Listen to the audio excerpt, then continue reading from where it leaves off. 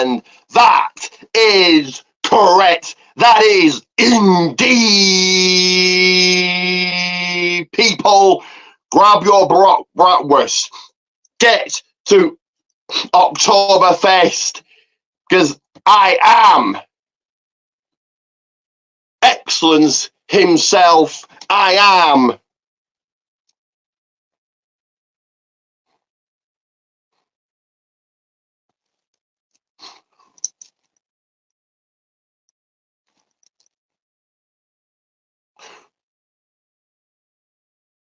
Ricky Gong. This right here is the Bash in Berlin predictions, watch along, and reactions. As always, get these liked, shared, and subscribe. Let me know what you're snacking on. I've got a few snacks here myself. Let me know what you're drinking. If you want to come on, let me know. And once again, get this liked and shared. Get your comments in. Get your predictions in. We're going to get to that right now. Also, following Bash in Berlin, about 10 minutes after it, the Reigning Rock podcast will be live 10 minutes after Bash in Berlin. So do check out that later on. We'll be live after this, so I'm pulling double duty today. But let's get in to the first of 5 matches, and it will be... And also, I'd love to you guys to tell me, do you think 5 matches is enough? I think that's enough matches to let every match breathe and let the fans take them in. I think 6. You get 6 on a NXT pay-per-view. Tomorrow night, it's No Mercy. We'll be live again doing the same thing. But you get 6 matches on an NXT pay-per-view. I think the 6 is probably enough. And then you get 50, not 50, but 13 on a AEW card, and they're all just fast. They're all just drawn out and just ugh. I think it's too much. I think 5 isn't enough, but I think 6 is probably enough.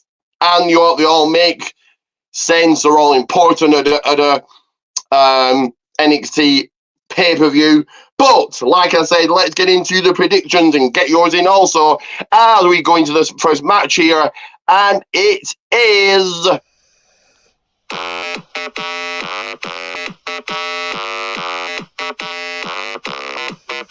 every night when the sky turns red up above, I feel the beat in my veins and I'm searching for love. You know that hips don't lie and if you're hypnotized, just give me one more try to make you feel that vibe.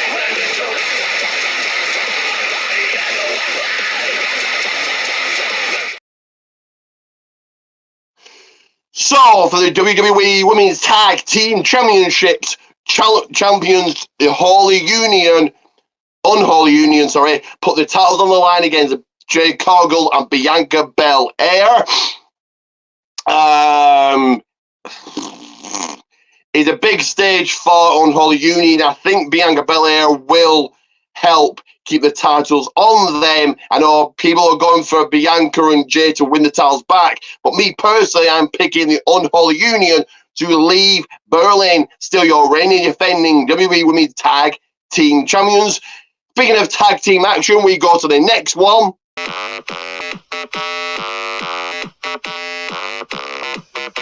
Every night when the sky turns red up above, I feel the beat in my veins and I'm searching for love. You know that hips don't lie and if you're hypnotized, just give me one more try to make you feel that vibe. Give me 1 second here. So, first of all, I do want to say I think the women's tag team title match is very much a TV match. I know I say about AEW that most of the matches on the card, on the pay-per-views, are very much TV matches. If they're on a random Dynamite, Collision, Rampage, I wouldn't think, oh no, stick it on pay-per-view.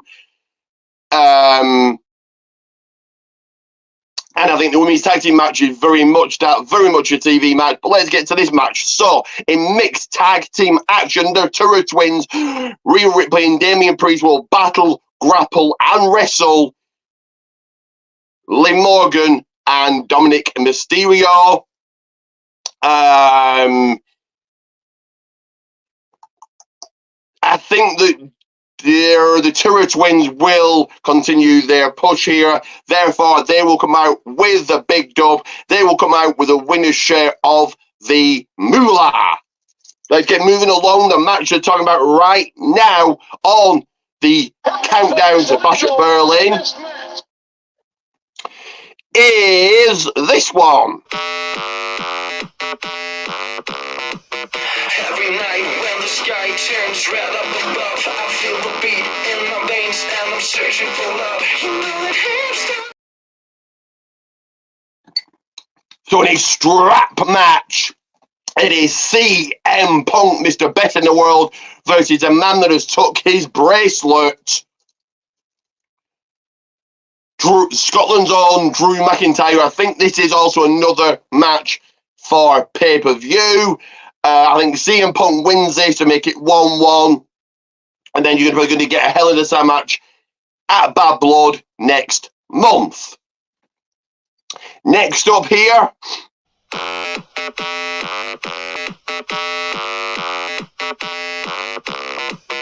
Every night when the sky turns red up above, I feel the beat in my veins and I'm searching for love. You know it. So the WWE Undisputed Championship, I think this is pretty obvious, but it will be Kevin Owens challenging the reigning defending champion Cody Rhodes. I think Cody Rhodes wins this, he retains. Probably a heel turn from Owens after the match, targets the knee, takes it out the knee, leading to a rematch at Bad Blood. They were meant to believe that Owens will win that. He loses, play lose today, rematch at Bad Blood, and then we're meant to believe he's going to win that one.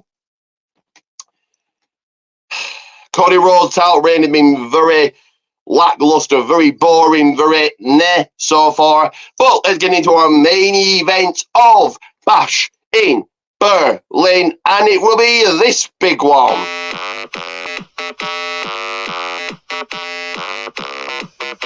Every night when the sky turns red up above, I feel the beat in my veins and I'm searching for love. You know it hits down blind if you're hypnotized.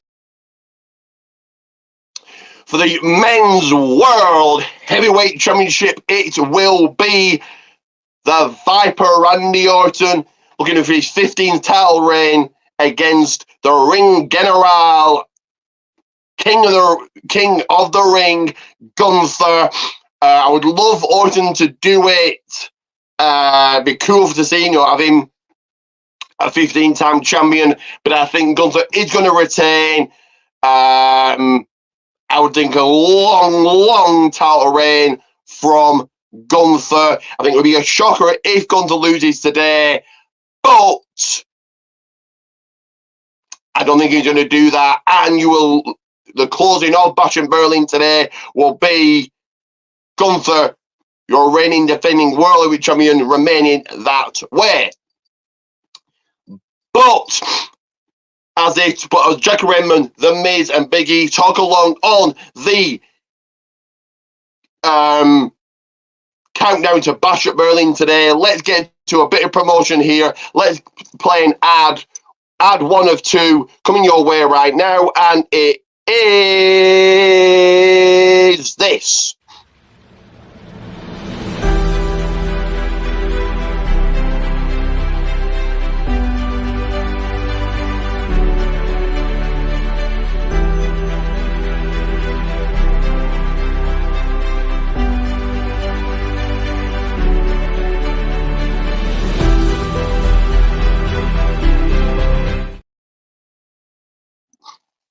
And that is right, people. You know what I'm going to say. Protein Tees, Goldman's one. Goldman's one. Goldman's one. Say it with me. Goldman's one. If you cannot purchase a t-shirt, then you get it shared.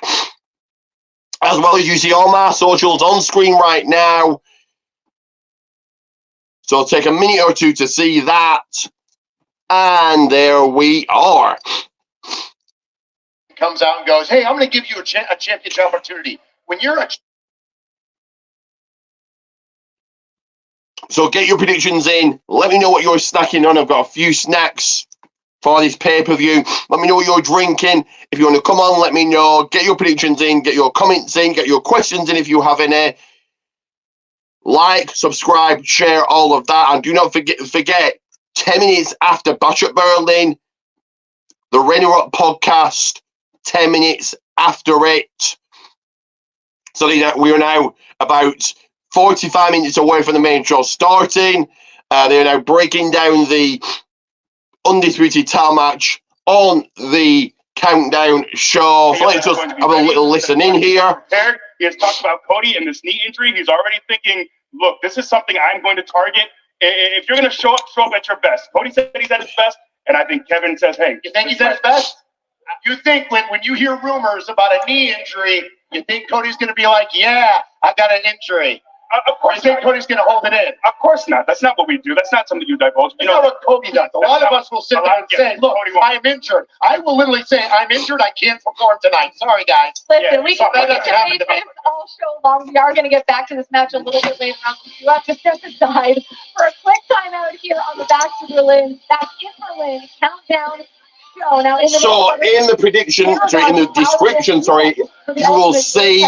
I'm about to play another ad here in a second, in a couple of minutes or so. But in the description, you will see P&P, Pancakes and Power Slams. Great show.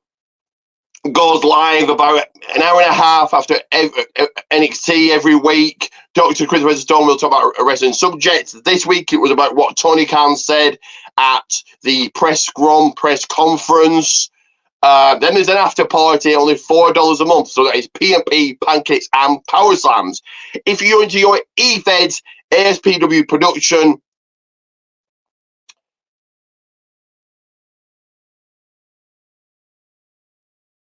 TWF Network, and Ray Dog Extreme Wrestling, Red Bill Ray Dog FA. If you're into your eFeds, it's all in the description below.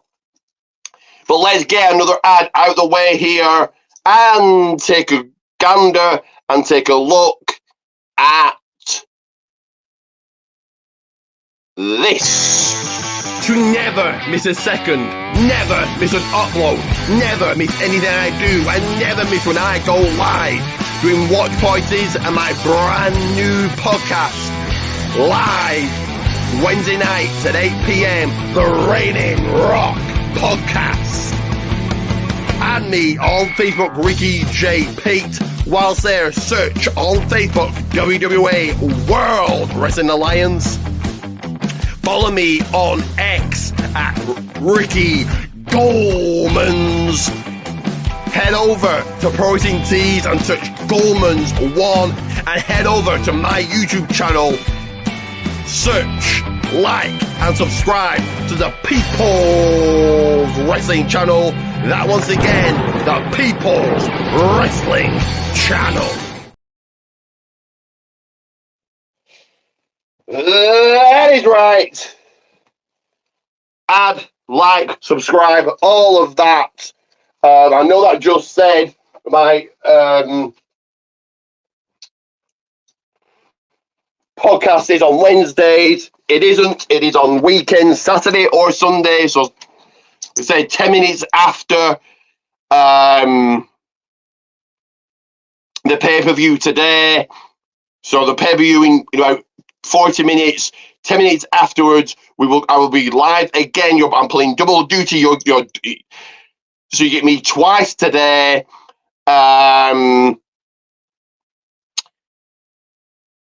So yeah, I'll be live straight afterwards. Reigning Rock Podcast. Next week it will be on a Sunday as we break down talk about All Out, No Mercy, and other things.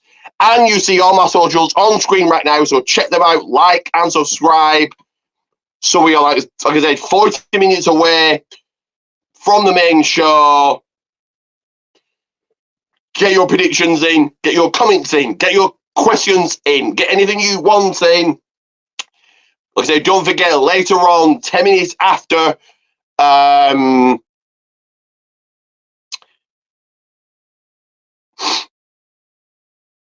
the pay-per-view goes off air, we will be live with the Reigning Rock podcast. Like I say, pulling double duty today. But I'll be back on.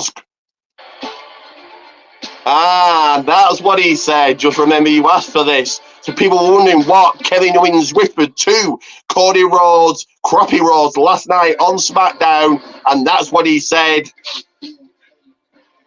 Well, let me know what match you're looking forward to. Do like and subscribe. That's the utmost importance.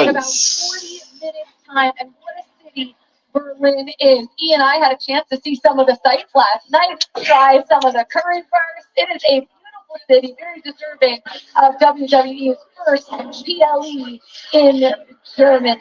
Well, imagine the crowd is going to be loud, super loud for the Viper, the legend killer, the 14-time world champion, Mr. Randy Orton, later on. Also, I say this every time, let me know where you're watching this. I'm always interested in that. So do let me know where you're watching this. Are you at a watch party? Are you watching this at home?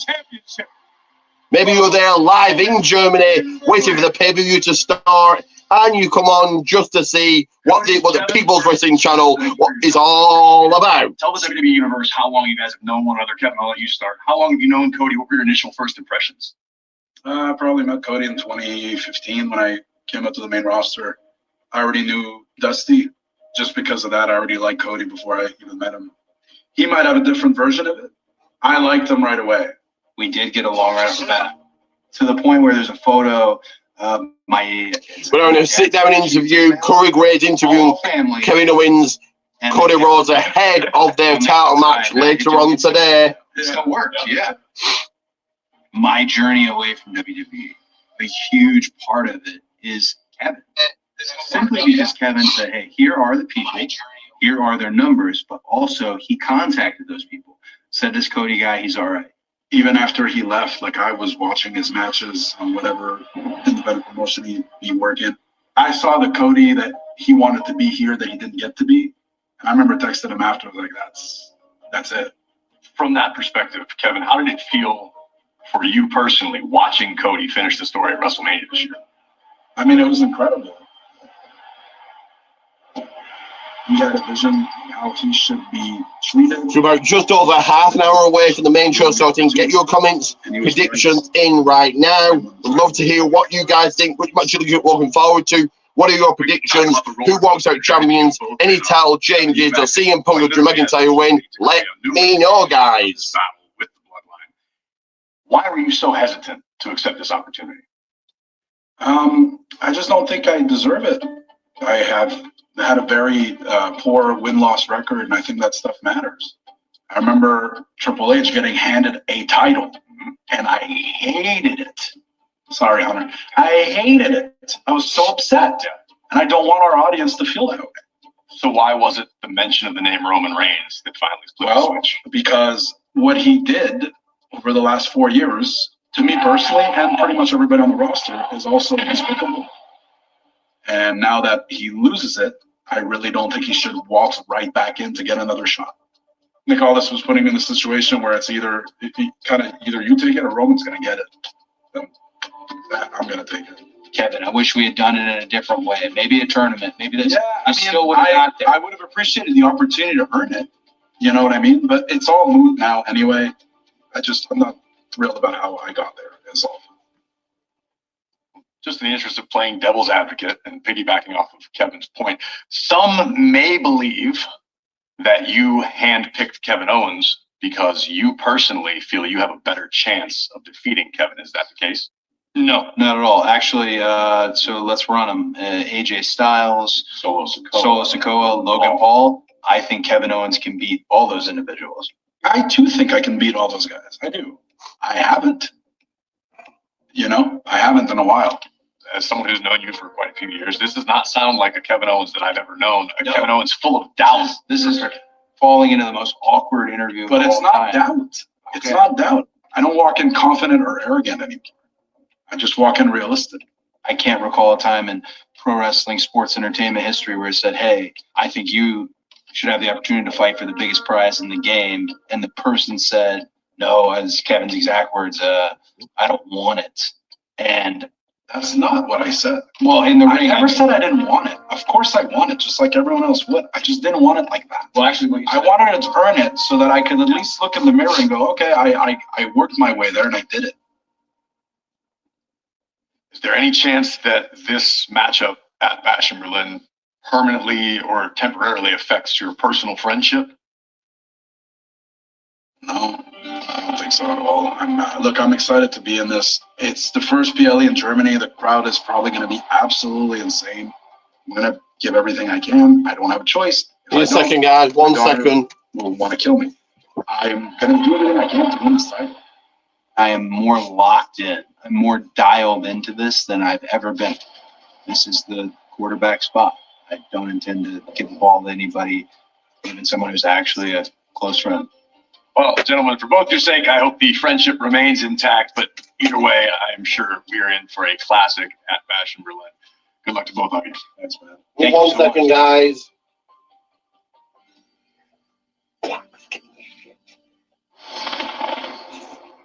Well, in just about 34 minutes, that match will kick off Bash in Berlin. As we take a look at the We are kicking off with the WWE title match. The Undisputed title match kicks off Bash in Berlin today. Kevin Owens has not held a championship, single championship in WWE since 2017. Now, I don't like to give Grayson Waller credit for a lot of things, but he did bring up Kevin Owens' history of betraying his quote-unquote friends. Do you believe that Kevin Owens in this situation is capable of just having an honorable match against his friends? I think he definitely is. And look, and he also apologized to Kofi. I think he is. He's someone who has done this for many, many years. 1 second, guys. Back in when I think in of the a spectrum second. of good and evil, I think Kevin, during his career, has the greatest spectrum. I think you see a guy who is incredible, a family man, who contributes to charities, just a great, great guy. But when Kevin takes that turn and you see him on the other side, you see a level of vitriol, a level of anger, of intensity, of evil. That's a Kevin Owens I don't know if I want to see anymore, but there's Kevin Owens who won championships. That formula for Kevin when he showed up in NXT, that level of intensity, that won him titles. That was honestly Kevin at his best. I like the version of Kevin. I do charities, and yes, I would cheat to win a WWE champ. I would do whatever. If I get that opportunity, I'm taking that opportunity of becoming a champion. And I know what Kevin Owens is going through. I know I've been where he has been, where you just feel lose and you lose and you lose, and you're like, am I ever going to get it back? And then you get that one opportunity, that one time, that one thing that sets it off, that sets you on fire, that says, you know what, I can do this with the best book, and I'm going to beat Cody Rhodes. And Cody Rhodes, I think he's making mistakes. I think he's taking the easy way out. That he is not his luck. It feels like, I'm not sure. And he goes, you know what? You're my next opponent. You may not think so. You may not think so. And all these fans who buy his merch may not think so. But I know so.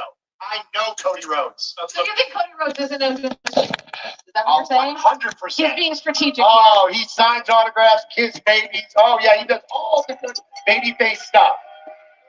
So what are you trying to say? Like, you thinking Kevin was the easy way out? A former world champion, a former NXT champion? But he may live to regret it. So 30 minutes, just over 30 minutes, 31 minutes to be exact, until the pay-per-view begins, and it kicks off with that match, the WWE title match. Who have you guys got in it? On the other side, we'll take you to part 2 of Michael Moore's exclusive sit-down interview with Randy Orton ahead of his match against Gunther. Stick around. Well, give me 1 second, guys. We're back on screen in a moment.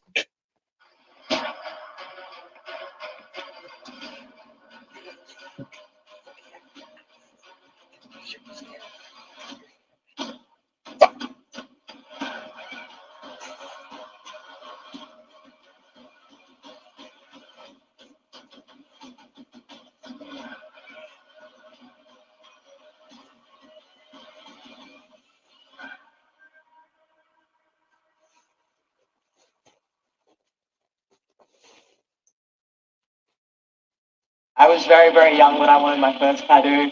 I don't know exactly what age it was, but it was probably when I started watching wrestling, to be completely honest, and started listening to the music that I listened to. My mum has a couple of tattoos, and then we have my dad, who, like, he's the nicest man that you could ever meet, but he just straight up looked like a biker growing up. So I always grew up, like, looking at his tattoos and, like, wanting to color them in as a kid and thinking that they were really cool.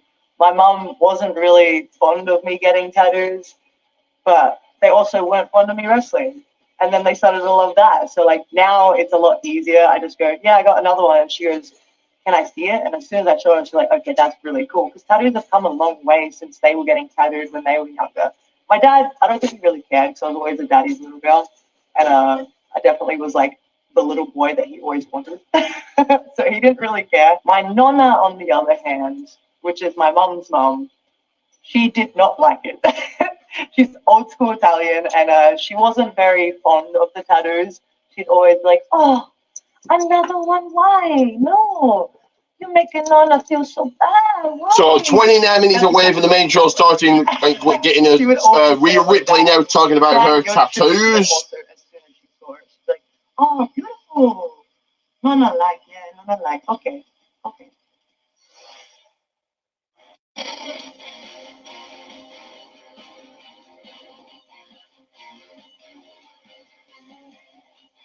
When you start getting tattooed, every part of your body that doesn't have a tattoo looks naked. Like, it doesn't look right. And I get photos, and this leg isn't in the photo, and this one's like chopped off here, and I'm like, I have no tattoos. I have none. Why do I look like I have no tattoos? I don't like that. We always try and tell stories as best as we can. That's our job. It's really cool to see how far tattoos have come in WWE, especially for women.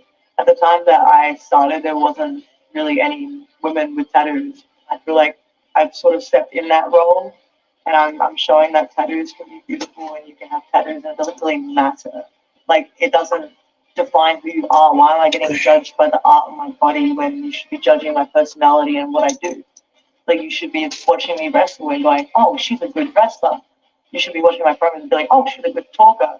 Oh, she's good at her job. Don't judge me on my tattoos. It's really cool to see how far everything's gone, and that's what the point of me, like, having to jump through hoops and, like, hide my tattoos and hide my personality in a way.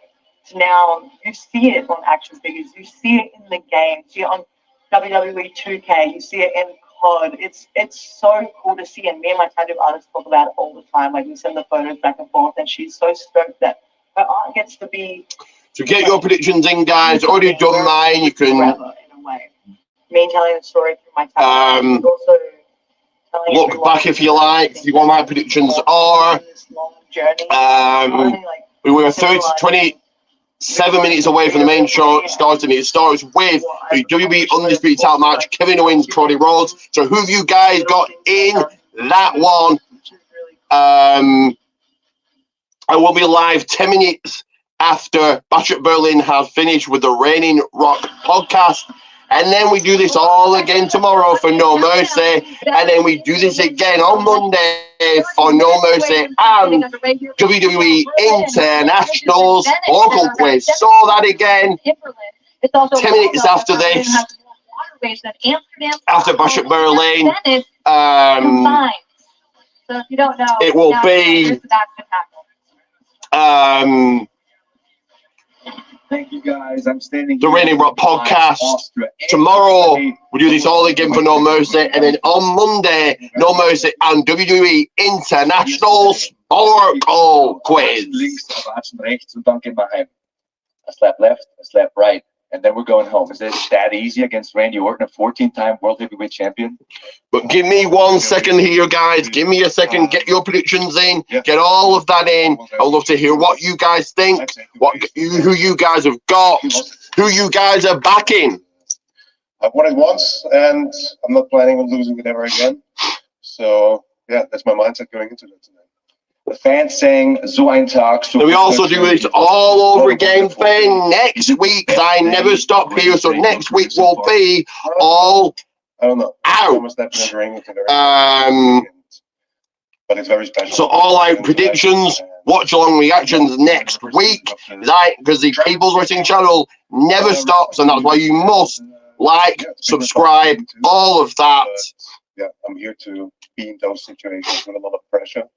And yeah, I can't wait today to go out there and be the World Heavyweight Champion and defend my title against one of the greatest of all time.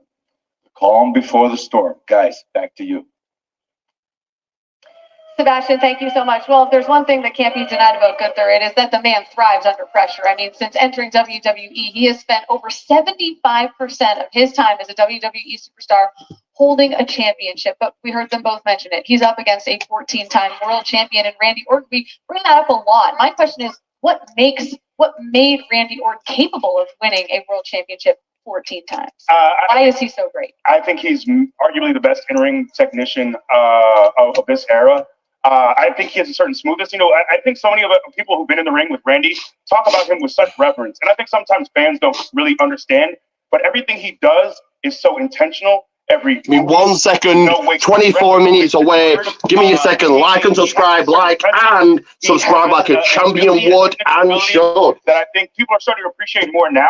But he is so precise in everything he does, and I think that is one reason why he is on many people's Mount Rushmore for the greatest of all time. But I think Gunther also makes a great point. We talk about title reigns often, and there's so much honor in having a dozen, 13, 14 different world championship runs.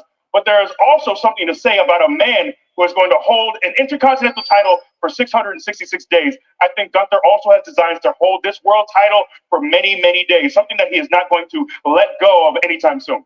It does feel, though, like Gunther is kind of downplaying the career of Randy Orton, right? I don't care. I'm just going to smack him left, smack him right, and just go home. That's it. It's like, it's so calm, cool, and collected before a huge, this is his first title defense. I'm never that calm before a title defense. But Gunther's always been that way. He's always carried himself like he belonged here. I'm not that guy, though. Like, I don't know how he's able. Give me a second, guys. 1 second here. Like and subscribe. Give me about 2 minutes. I'll be back on screen for you guys. Give me a second. He's just going to stand there and just look and just be calm, cool, and collected. That's not me. I'm going through everything in my head, what I need to do to make this amazing. Well, listen, Randy Orton has been in this position many times in his career. We'll see how he fares tonight against Gunther, who seems unflappable, to your point, Miz. But Michael Cole did sit down with Randy Orton ahead of this match. Here is part 2 of that interview. One of the things that's cool heading into Bash in Berlin is something that probably would have never been done in the past. And that's the fact that King of the Ring, right? You and Gunther have this unbelievable match. Right. He beats you. Right. Put your shoulders up. Exactly. Obviously a mistake in the ring. Yep. We would have moved on. Of course. That night. Forgot about it. Right. That night, Triple H said, referee's decision, he made a mistake. Yeah. Now we're going back to give you the opportunity that you should have had. I love the fact that we can do this little callback, go back to the King of the Ring and say, hey, Gunther, if you didn't beat me at King of the Ring, you would have never got the chance to beat Priest for the title at SummerSlam. So I want my shot. And it's just, it's a great story, and it's real. That match was fabulous. Thank you. You guys, I was happy with it. That was the first time you were in the ring with Gunther, right? Yes. Yeah. He is physical, isn't he? Yeah. It's the fans see it, whether they like him or hate him. He's one of a kind. When I first came back in November, he would have been on the short list of guys that I would have wanted to kind of watch out for, because I wasn't there on that confidence level where I knew that, I could handle a power bomb or I could handle one of those clotheslines. I'm at the point now where I really feel confident going into this thing. Like, I'm flying my wife to Berlin to watch. I have the feeling that the energy in that venue is going to be just really cool to be a part of, and I don't want her to sit at home and watch. I want her to be there for it. And I can't wait for this match. Gunther and I aside, I can't wait to hear how the fans react to us. I'm excited to sit out there and call this thing because I want to see how they're going to react to Randy Orton. Sure. Are they going to sing the song? Are they going to cheer for you? Is it going to be thunderous? Mm-hmm. And then you've got a man in Gunther who was born in Austria, just across the border. Right. He cut his teeth in Germany on the independent scene. He's really a hero to many of the people in that country. He's a living legend over in Europe.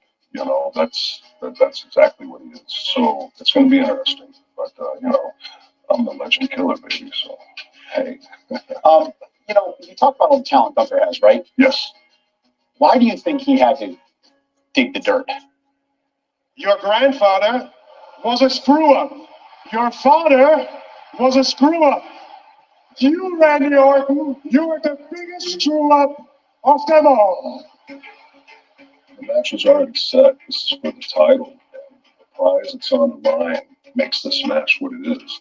If I'm Gunther, the only reason I would try to make it personal is because I think that maybe this Randy Orton's got a leg up on me. So I need to do everything I can, you know. Did it bother me? Yeah, I mean, no one wants to hear anything, negative said about their family or themselves for that matter. But did it really get under my skin? Not at all. Couple final questions. The first is this: you are creeping closer to history. 14-time world champion, tied with Triple H for second of all time. So sorry about that, guys. There's not something to do, but we are 90 minutes away from the main show as Michael Cole sits down to do a sit-down interview with the Viper himself, Randy Orton, as he goes after his 14th title reign. Think about it. Being tied with Hunter at 14 and only being behind Flair and John, I mean, I'm in a really good spot already. But that's not to say that if I could break yet another record, and that being holding this prize more than anybody else, or getting closer to being the man that beats Flair's record or Cena's record, I mean, come on. That's every little boy's dream, every little girl's dream. I've beaten a lot of records. I've set some records.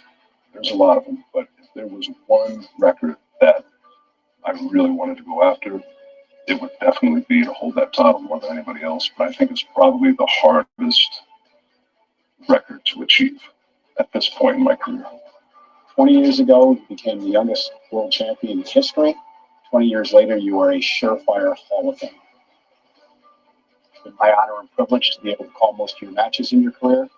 Watching your growth to where you've become today is absolutely sensational. Good luck against Gunther. Hoping you win number 15. Thanks. Go out there and do it. Thanks, Mike. Thanks, Randy. Yeah. What a great interview from Michael Cole. Big thanks to Randy Orton for taking the time. A lot of talk about history there, about the record, about being able to still potentially break it and set a new record. You guys are both pro athletes, right? And pro athletes never know when their last championship is going to be. How much do you think he thinks about it? All the time. Because I think about it all the time. You never know when your next championship is, when your next opportunity is. You never know when your next match is. So you want to make everything great. So it's on Randy's mind all the time. I guarantee it. Definitely so. And, I think legacy is something, obviously, think of the legacy is faction with Cody. So, who you guys got? Does the Viper make it 15 times, or does Gunther walk away still world heavyweight champion? Who you guys got? We are just under 15 minutes away, or over 15 minutes away from the main show beginning. To get that next championship, to move past the title with Triple H, that would really put a stamp on Randy's legacy. He's already certified, but that takes his legacy to another level. And maybe the difference between the two, it's interesting, right? Because Gunther is in the early chapters of writing his legacy, and Randy Orton is trying to put, the polishing final touches on his. But I think we can all agree that Randy Orton's not going to take this opportunity for granted. I don't know that you can say with as much certainty that Gunther wouldn't. You know what I mean? Yeah. We're going to see some RKOs out of nowhere tonight. Let's put it that way. That's what I feel. I feel like we're going to see a lot of RKOs. Whether it's 1, 2, 3, it might just need one. You never know. Well, see, but actually, when Gunther was talking about doing the neck bridges to prepare for the RKO, I love his approach, his sports-like approach. I'm ready, so Gunther's going to be prepared for everything that Randy brings.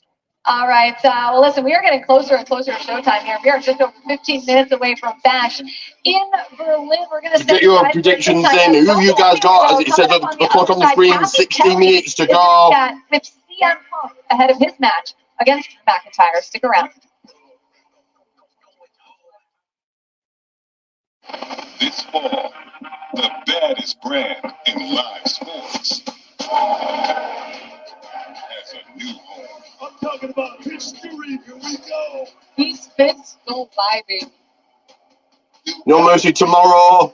So I'll be live here again tomorrow night during No Mercy. W premieres Tuesday, October 1st.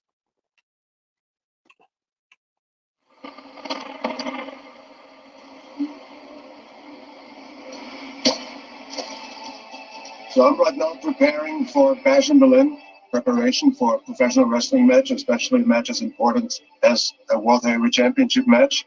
It's very specific and always depends on the opponent. So I'm here to let everybody in a little bit how I prepare to square up with Randy Orton in Berlin. The best professional wrestlers in the world are highly intelligent people. This simulates almost every throw, every suplex where you need to explode out of your hips. Things that really matter and really are effective, often around forever. It's all very simple.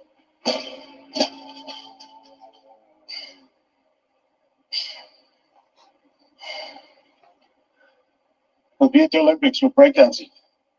So Gunther training, getting ready for his match later on today in your main event as he takes on Randy Orton. Randy Orton is on the quest to take his 15th title.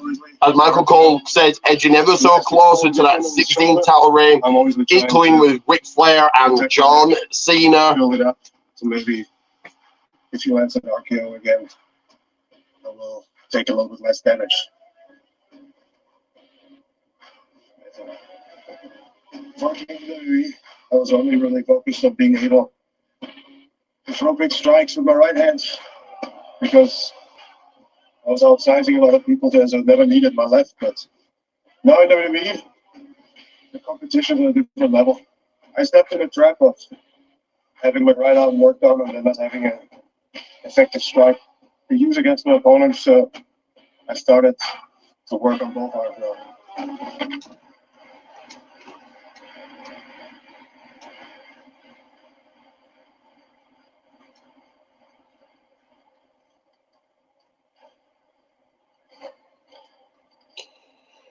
Just under 10 minutes away, over 10 minutes away from the main show starting here. So we kick off with the WWE Undisputed title match. Kevin Owens looking to win that title and take it away, snatch it away from Cody Rhodes. I think Randy's very big. You guys, well, that doesn't happen to me. Randy Orton might be a 14-time world champion. That means he also lost it 14 times.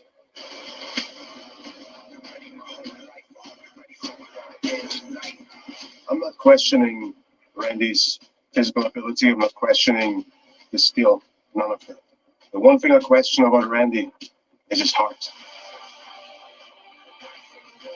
Because that's where he's weak. So Randy, please, when you come to Berlin, get yourself together and show up strong. Because you remember one thing. Weak things break.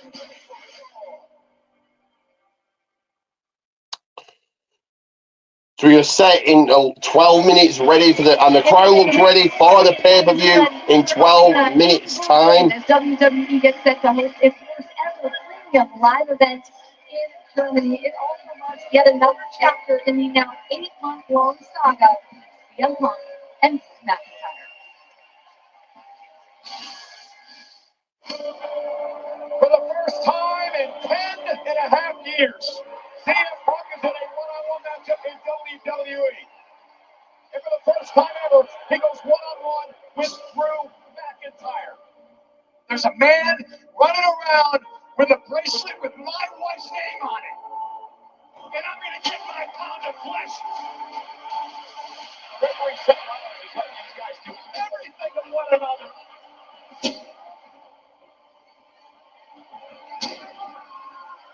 And Punk letting his emotions get the better of it. Rollins picked it up off the mat. We're now looking at the match, or they're showing replays of the match at SummerSlam. Also the bracelet costing CM Punk at SummerSlam. We've got 4 viewers now, so get your predictions in. Who do you think walks out champions? Who do you think walks out as the winner of the strap match? Who's winning? Is it Turner Twins or Liv Morgan and Dominic Mysterio? Me.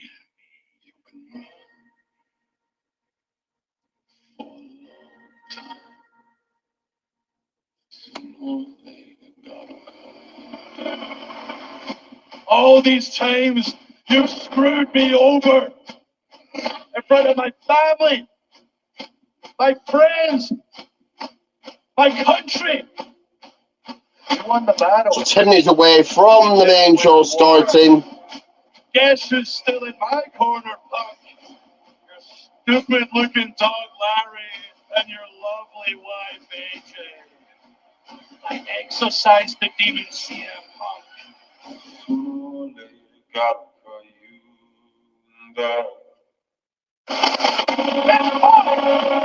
not a demon. When pushed, I'm Satan himself.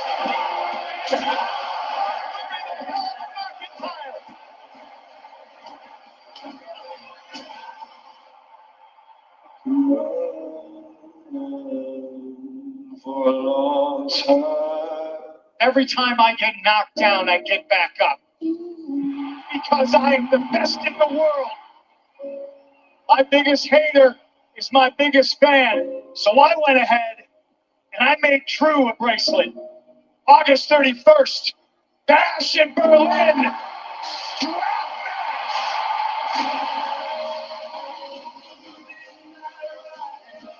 The violence that I'm going to bring upon you. CM Punk is scared of Drew McIntyre.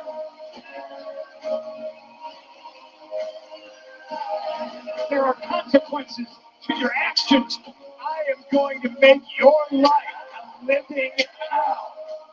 You're no longer the best in the world. I am. There's nothing in the world that's going to stop me tearing you apart. You will never forget the name. CM Punk.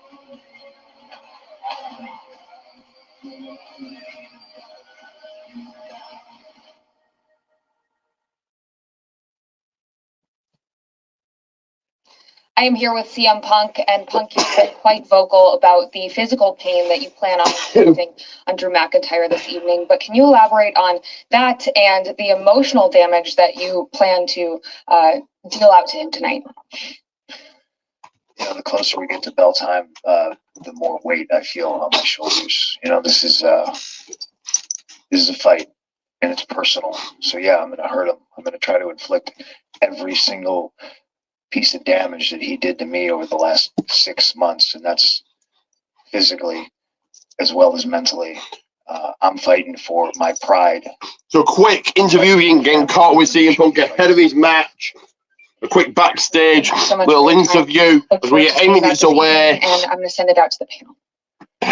My allergy, my hay fever's kicking in here. I'll have to get a tissue in a second. I'm sure Drew McIntyre feels the exact same way that CM Punk feels. The question is, who hates who more? Like, how do you get an upper hand in a strap match? I don't know, but Drew has referred to this as the passion of the Punk, referring to the end of Jesus Christ's life when he was tortured to death. That is essentially what he intends to do. He intends to torture this man, to inflict so much damage. Mind you, you have to incapacitate your opponent to touch 4 of the corners to win this match.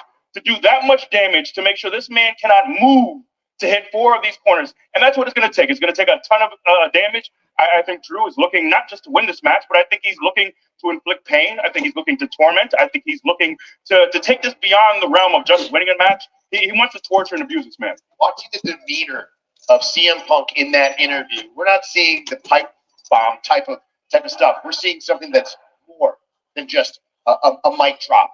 It's personal. You could feel it. You could see it in his eyes. He is ready. He is prepared. And let's just hope that he's not so worried about putting pain on Drew McIntyre that he forgets he's got to win. Because sometimes it gets the best of you. You can get clouded by the fact that it's so personal. And we're talking about his family, right? I mean, you guys both compete. People have used your personal lives against you, I'm sure, as well. How much does that affect you? It could be what Drew McIntyre is wanting. That's what he's trying to do. That's why he brought all these things into it. That's why he takes the bracelet with Punk's wife's name on it. He's getting in his head. Yeah, but the problem is, I think sometimes, in combat sports, they often tell you, you don't want to make it personal. You want to be calm. You want to make the right decisions, because that anger, that vitriol, that can take you to places where you're not prepared to make the best choices, where you don't have the best judgment. And that is my fear, because it's so personal. It is So give me a second here, guys.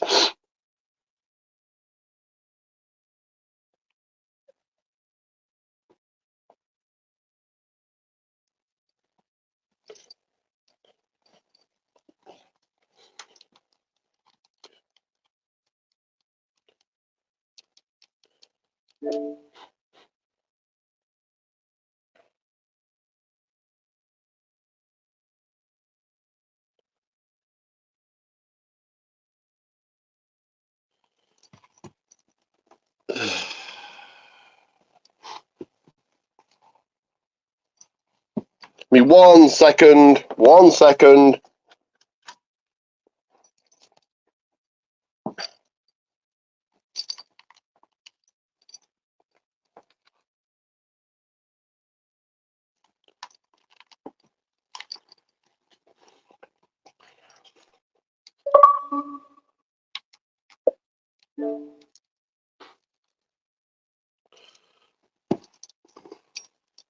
Get your predictions in. I see people are watching. Get your predictions in of who you think is walking out the champion in the first opening contest.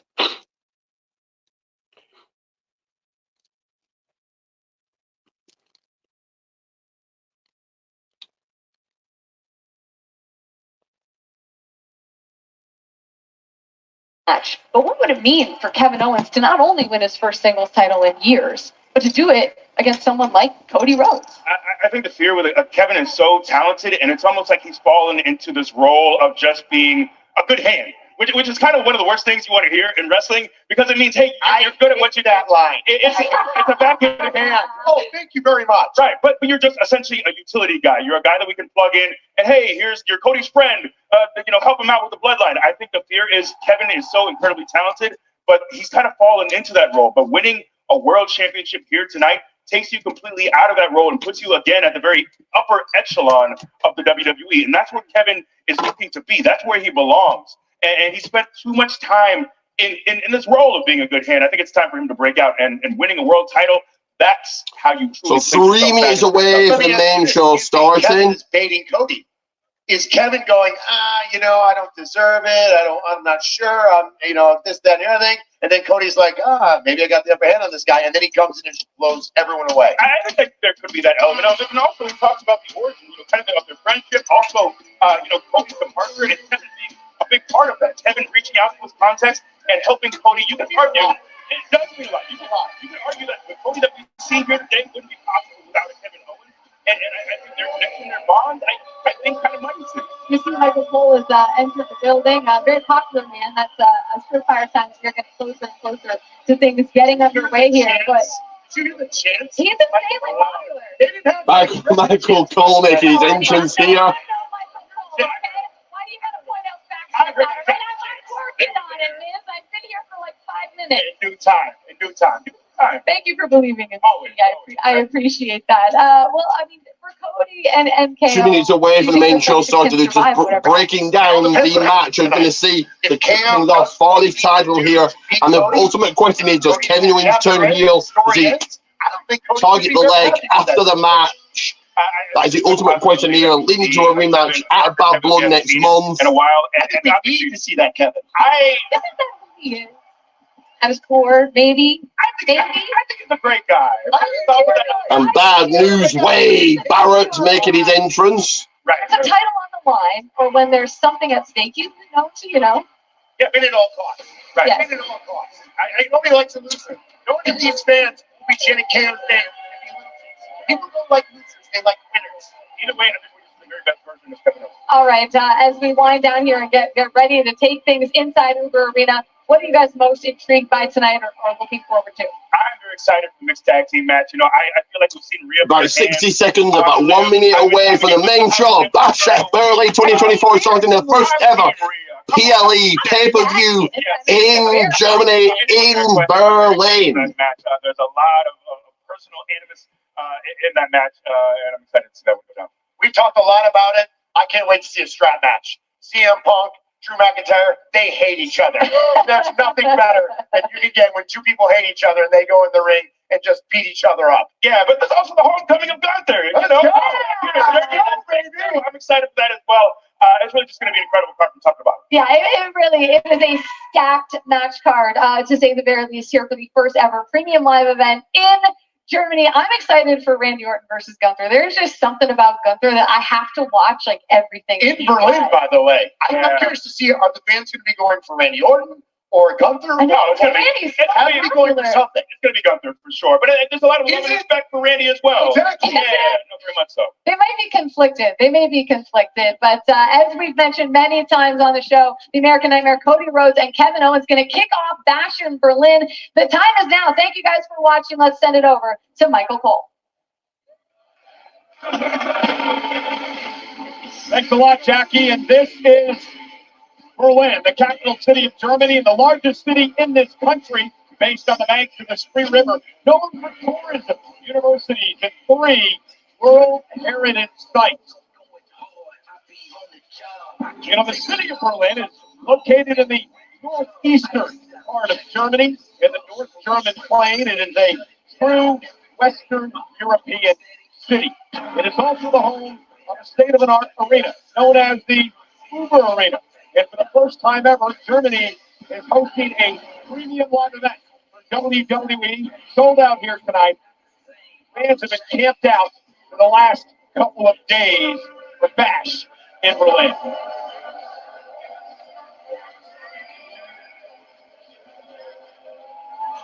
And they are here to see a local hero, the World Heavyweight Champion, Gunther, heads into his first title defense against the man known as the WWE's Apex Predator. On the cusp of history, Randy Orton, the 14-time world champion, looking to creep closer to a record 16 titles.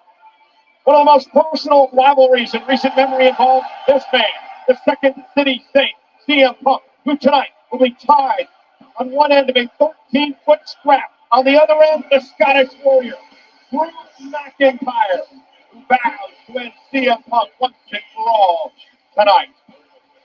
The Terror Twins are here. Rhea Ripley and Damian Priest kicked out of Judgment Day. The group cost them their world titles. They're hell-bent on revenge against WWE's newest couple, the Bonnie and Clyde of WWE. Women's World Champ Liv Morgan, Dirty Dom Mysterio, next tag team action tonight. Well, last night was the first time WWE televised an event from Germany in 27 years. That was Friday Night SmackDown. But tonight, we are seconds away from this man, Kevin Owens. The opportunity at the Undisputed WWE title. Hasn't held a singles championship in 7 years. In order to do so, he has to knock off this man, the American Nightmare, Cody Rhodes. The Undisputed WWE title is on the line, and it happens right now.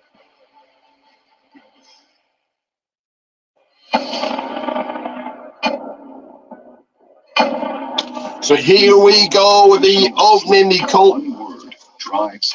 cold open of Bash in Berlin, the very first pay-per-view premiere live event in Berlin, Germany.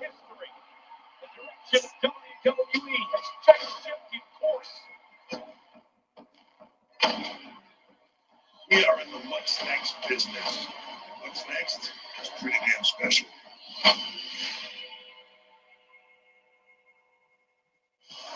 WWE is certainly finding its footing overseas lately. This time, its destination, Berlin. The cool thing about going overseas, the crowds are so unpredictable. You'll be in the sea of people. It's a surprise to us. It's a surprise to all the superstars.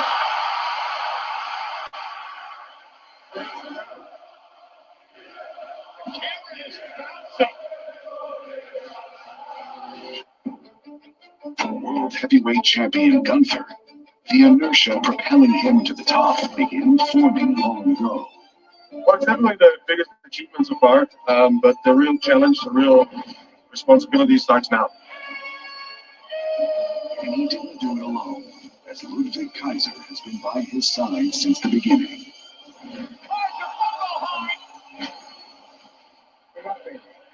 catches me on the unit. I watched it sit on me. 146 days as undisputed WWE champion. The American Nightmare, Cody Rhodes, is key to success, is moving swiftly on to the next challenge. Everything I would to become WWE champion. Imagine the lengths I can go to keep. Kevin might be surprised at how much I know this game. Tonight, Oh, here we go. on one of Europe's biggest stages,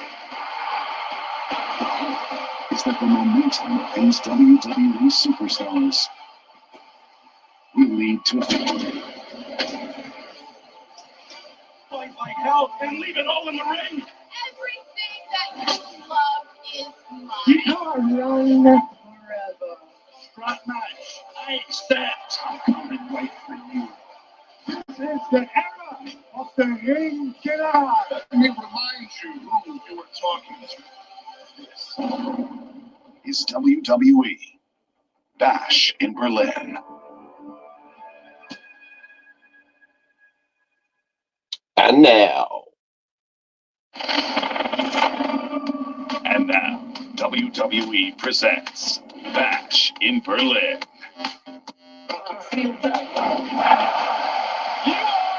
and a very hot crowd here at Bash in Berlin in Germany, in Berlin, and they are ready for their first match here, which of course will be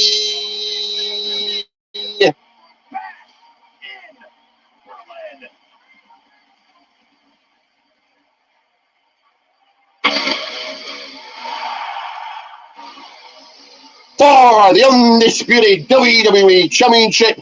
Kevin Owens will challenge Cody Rhodes, and what an absolute reaction, what an absolute ovation, what an absolute pop for Kevin Owens, making his way to the ring, making his way to the square circle, down the ramp. It has been 7 years since Kevin Owens has held a single championship in WWE. It has been 8 years. 8 years this week since he held the Universal Championship.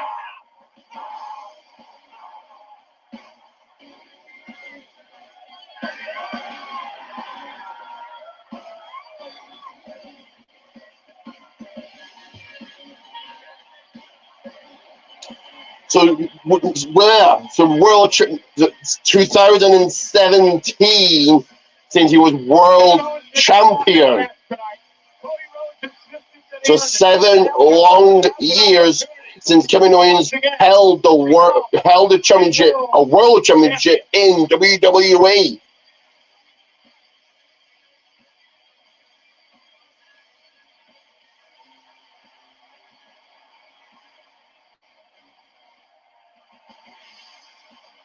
Hello again, everybody. At ringside tonight, I am Michael Cole. He is Wade Barrett. Wade, important night for Kevin Owens. Absolutely beautiful. It has been a desert of opportunities tonight. Must feel like an oasis for Kevin Owens. What a welcome. Germany has given orders of WWE. Now let's return the favour and welcome the Germans, our international announcers, Sebastian and Manu. Welcome, guys. Thank you, Wade. Es ist der Abend, auf den wir alle gewartet haben. Heute feiert das deutsche Mini-Universum hier in Berlin-Badu. To get your comments in, who do you think leads this Bash in Berlin pay-per-view as undisputed champion? Does Kevin Owens turn heel? Does he target the knee of Cody Rhodes after the match?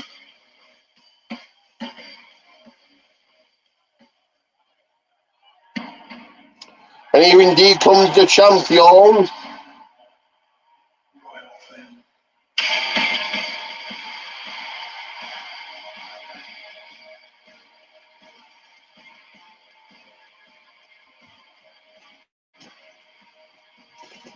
Here comes Crappy. Snooze Fest, Cody Rhodes. All the marks gonna sing his theme.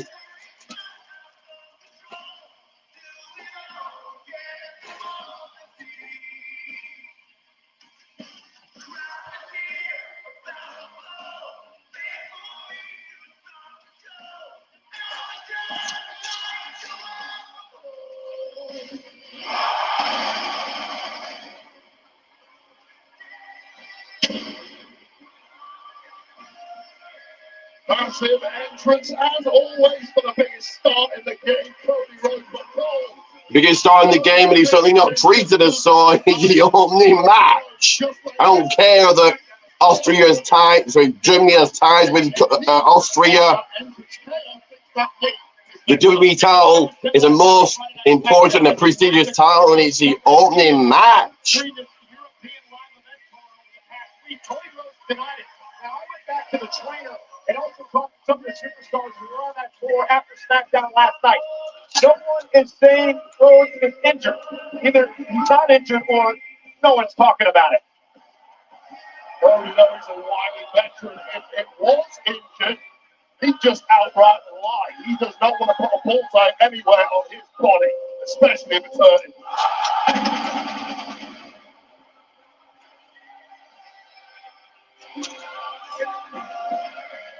Talking of due diligence, Cole, you did yours. I did a little off my own.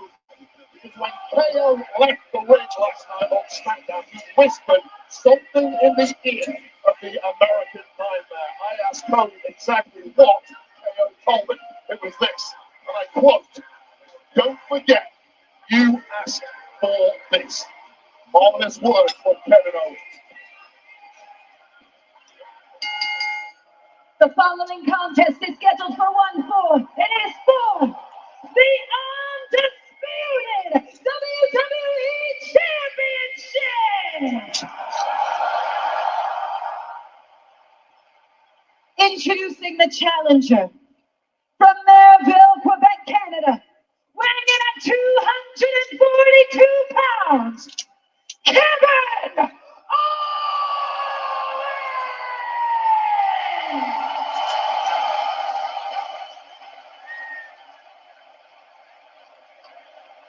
And Kevin Owens looking in a very serious mood, very focused mood tonight.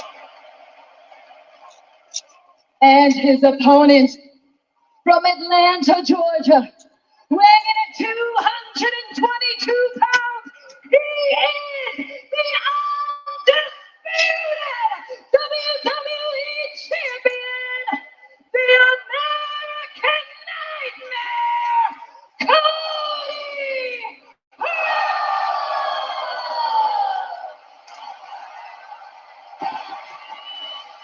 The man who won the Undisputed WWE Championship at WrestleMania. Ending the 1,316-day reign of Roman Reigns.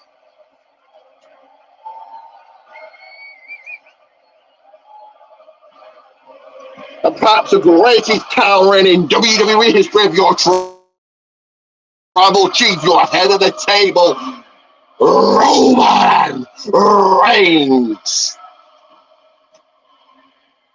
Over 60 years, that championship has defined the greats in WWE.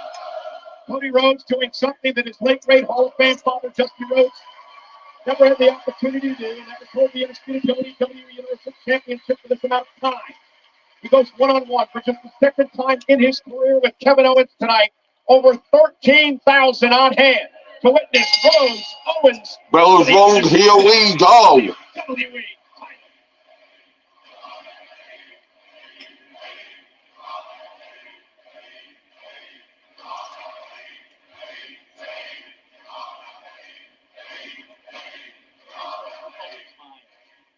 He's thinking about the long 7 years it has taken for him to hold singles gold in this company. That sounds like a made-up statistic. I had to check it 3 times. If you would have asked me how many championships have Kevin Owens won in the last 7 years, I guess 4 or 5.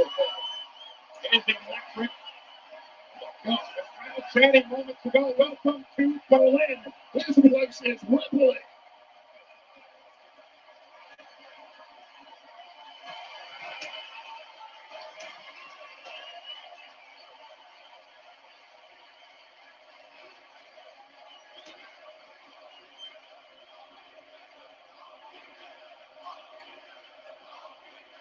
And they're allowed in Germany.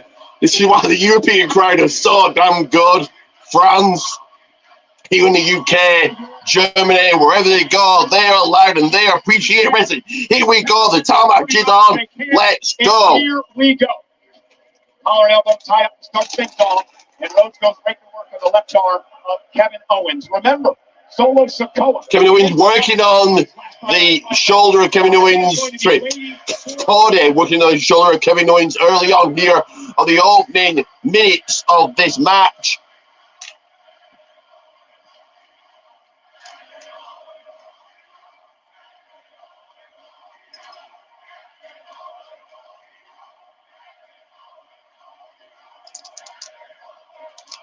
Germany has waited forever for this.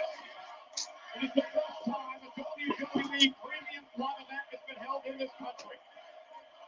Many live events over the years, but the first time a televised, massive promotion like this. And we kick things off with the WWE Championship match. Well, atmosphere right off the bat. This Kevin Owens in control, very easily taking over from the champion. Kevin Owens wave. What does he need to do to take the championship to Cody tonight? Knocking down the champion. Gaining the upper hand here on the early going. The 7 years of complete turn of championship. Right by the guy who became the twice fighter. What you need to do to win. Championship opportunities do not grow on trees. I don't care if it's friend or foe in there. Punish your opponent. You think Cody made a mistake, Wade, by offering this matchup to Kevin Owens? Biggest mistake Cody Rhodes has made in years. Kevin Owens is the kind of competitor you avoid at all costs. Don't have to get him out of the challenger and the hype, crowd of hype. Oh, leapfrog into it. Got it for Cody, cuts again. Oh. And what was interesting about that sequence there, Wade, is it didn't look like Cody's way bothered him at all. When he says he's 100%, perhaps it's KO just trying to sow seeds of doubt in the champion's mind.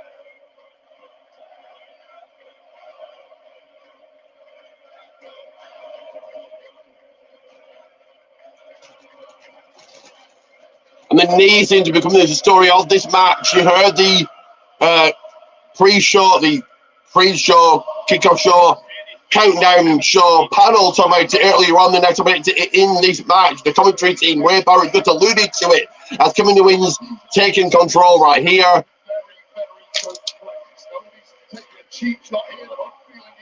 Oh, and Kevin Owens from the top, Brody from the top, sent on.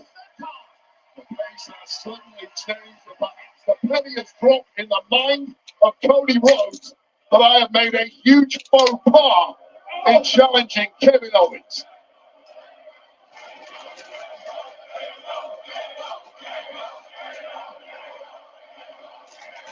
But Owens talking to the back of the champion now.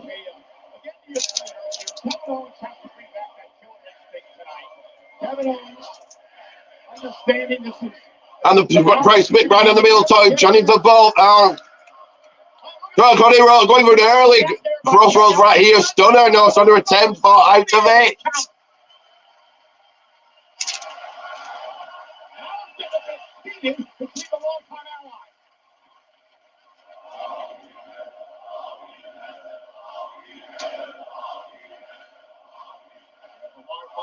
The more heated this matchup gets, the more frayed this friendship gets, the more it benefits Kevin Owens, one of the most cutthroat guys in the industry. I know looking for a taste of trend. Owens taking over the champion. With the worst of them. Get away from by Cody, catches an elbow in the nose, and Kevin Owens down. Kevin Owens sent to the outside, the like and subscribe. Outside, look, going Owens, look, I got him with this. The inside down, Owens getting back into the turn, the ring apron. Cannonball from the ring apron onto Cody Rhodes on the outside. The power of the prize fighter coming to the fore early on. And again, champion's advantage. Kevin Owens must pin or submit. Back in the ring now, Cody looking for it. Yeah, and he looked and he hit it. The disaster kick, sending Owens. Cody go looking for another suicide dive here. He didn't learn on the. Oh, he didn't connect it this time.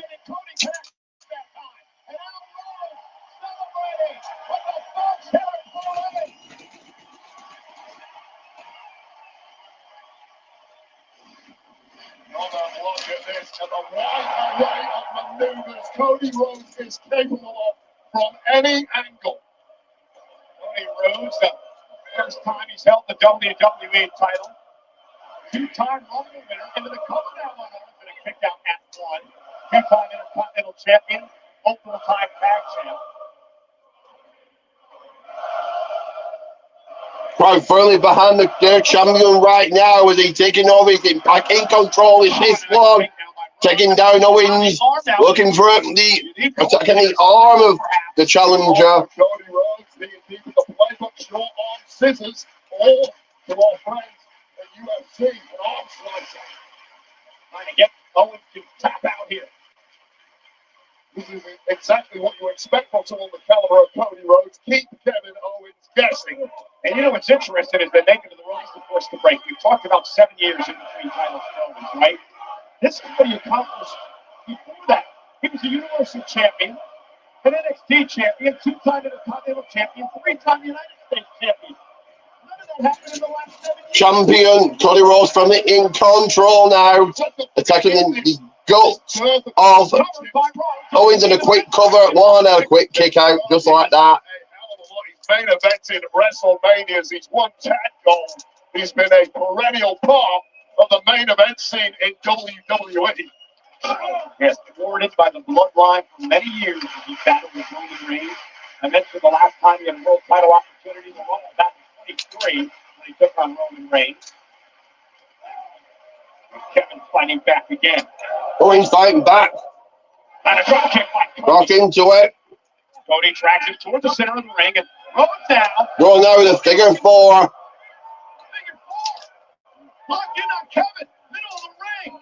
Kevin Owens is in trouble with nowhere to go. Submission move by Cody. Now the absence of me of Kevin Owens in this move will start to call into question. Cody Rhodes putting the pressure on Owens. Owens just trying to hang in there. With the WWE Championship up for grabs. Kevin trying to create separation here. He should try to roll Cody onto his belly to reverse the pressure. Owens when he flies out of it. Cody's got complete control. I don't think we're going to see a reversal here. It's interesting. And they took the ropes towards the break. What's interesting, Wade, is Cody has started this match off with two different types of submission holds against Kevin Owens.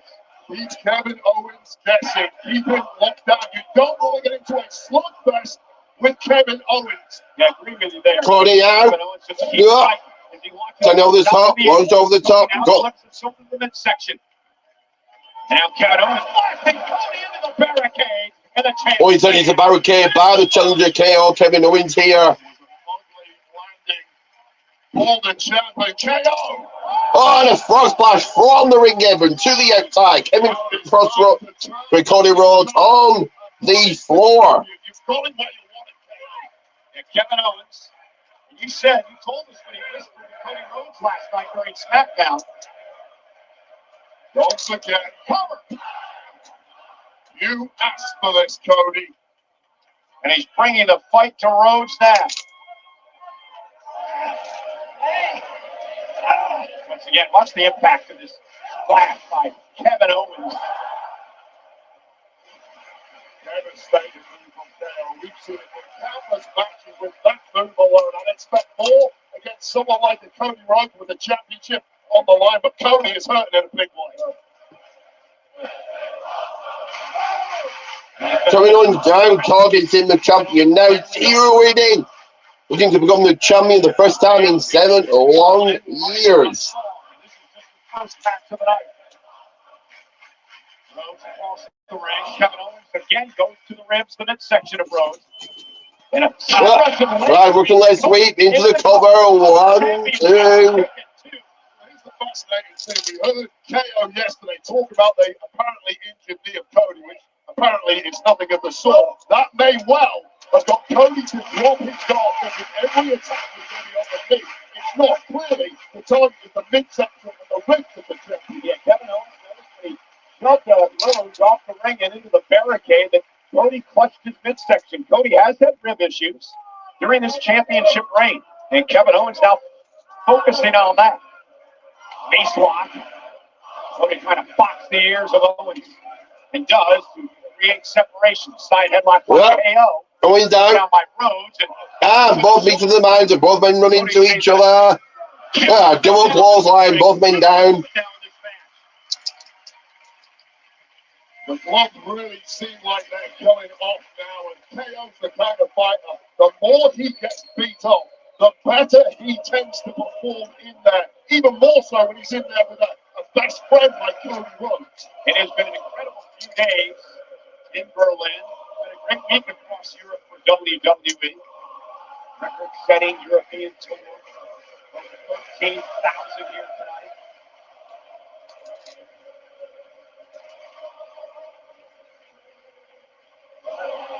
Owens down.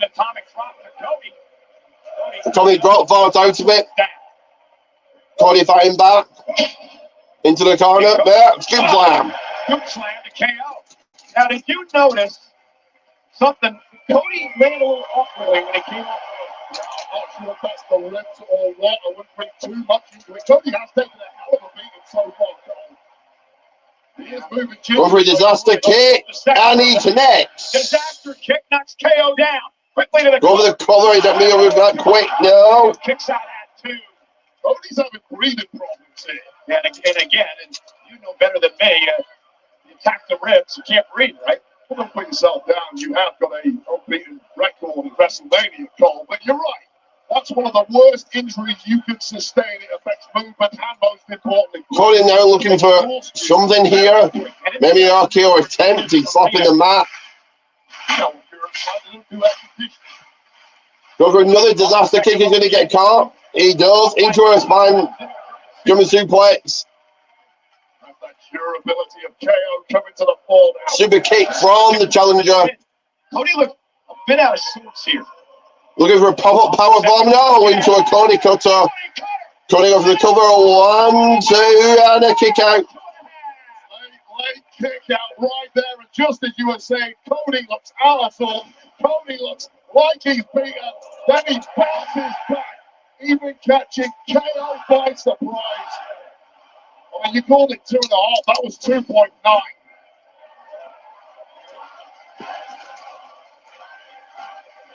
Quite the matchup so far for the Undisputed WWE Championship.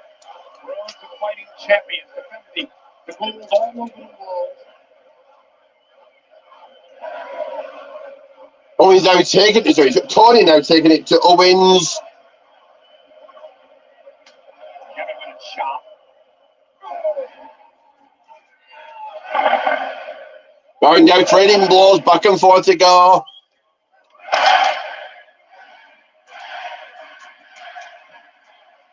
Cody fighting back, kick to the midsection. Yeah. Cody now. No. Owens. KO.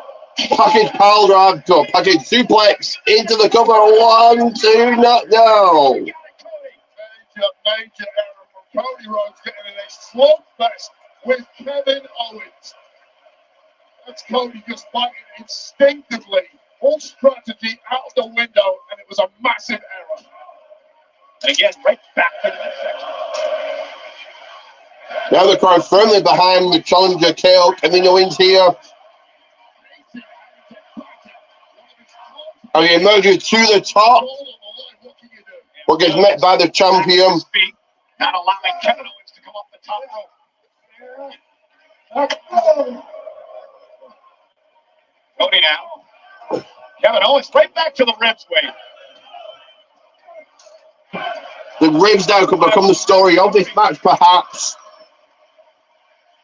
Interesting even that comes into play, and Owens now looking for it. He goes to the top rope. Sends off from the top rope, going for the cover. 1, 2, new champion now. All of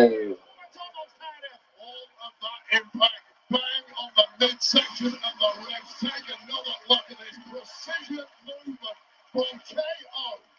A man who is about as well versed in every form of attack possible inside that ring. Nails it once again.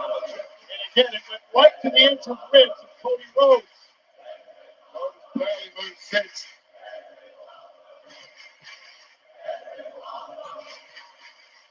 And KO shaking his head, wondering what he needs to do to keep Rhodes down. No frustration coming to play for Kevin Owens tonight. Cody hangs on, kick to the face. Cody now again launches himself off the second rope. Got caught by KO. Oh, crossroads thing. Coming over this quick. Hitting the crossroads to cover. 1, 2. Cody Owens kicking out.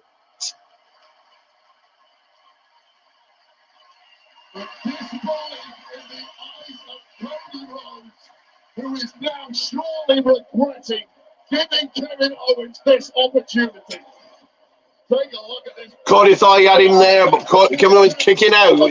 Tombstone. Stunner attempt into a crossroads. Owens kicking out. The crowd are wild. The crowd are going wild. The crowd are absolutely loving this.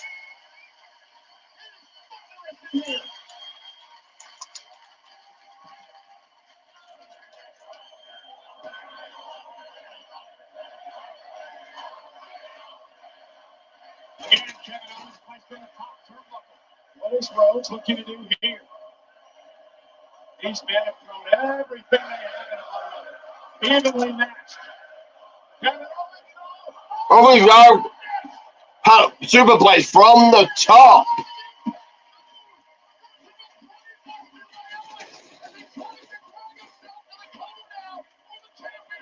Owens crawling for the cover here. 1, 2, no, not yet. Both fighters dropping their heavy artillery as Kevin with some burning embers left in his body pulls out the unthinkable. Yeah, incredible fisherman's brainbuster by Owens. Fisherman brainbuster from the top. Didn't get it done for the challenger here. This is the moment you start to question, am I still in front of it? It's been 7 years since I won a single title. Is there a reason for that? You know, you should have said that about it. As an athlete, you don't doubts creep into your mind ways. In a moment like this, don't care about it. Look, we all have a lifespan in that ring. We all have a lifespan for our career, and eventually you start to lose it. I don't know if that's the case with Kevin Owens, but that doubt must be somewhere in his mind. Trading blows once again. He's taking everything Owens has thrown at him. Oh. Still fighting back with a big right hand. Headbutt by Owens. Headbutt by Cody. Trading headbutts, trading chops, trading slaps.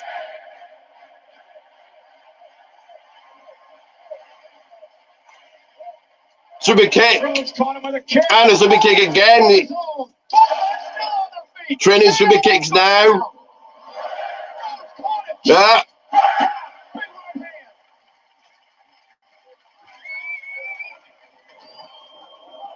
Cody, no, he missed on the knee. The knee gave out. Cody, oh, God. Owens is going to target the knee here. And he doesn't, but he's going to do. He's going to do. To target the knee, take it out. Take his knee out. This is for the title. This is for the championship. Take his knee out now.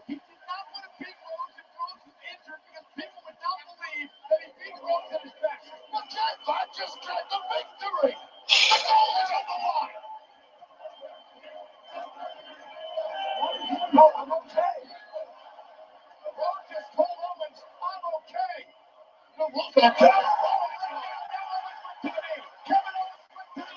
Owens went to the knee. He couldn't hold it any longer. Powerbomb. Powerbomb. We're going powerbomb out the United States. Oh, no. Don't hesitate, Owens. Get it done. This is a championship match. What is he doing, Tail? Where's the killer inside? Shut up. Well, that struck a nerve, Wade. I mean, the point is that Cody roll up. And Kevin kicks out. What's Kevin focused on me? Stunner. Pin him. You've done it. You're champion. 1, 2, no. This one should have already been put to play. KO would not drop the hammer when the opportunity was there. How many times have we seen KO hit that 8-foot powerbomb? devastates everyone it hits. KO should be the champion now. Well, they're friends, they're allies. They've been through the wars together. The point of the match is to try and incapacitate your opponent to the point you can pin him or he's something. I'm not arguing with you, babe. Just trying to point out what may be going through Owens' mind. Kevin Owens' mind is clouded. Owens, get on with it. Bomb. Pop up power bomb. Pop up power bomb. No, crossroads. He's gonna cost him. Idiot. Cody may have Owens again. Slow to his feet with the bump knee. 3 crossroads because his move doesn't mean anything. 3 power crossroads to put away Owens. Really? Ugh. The way he put Roman Reigns away. Stunner! Stunner! Pin him! Become champion! 1, 2.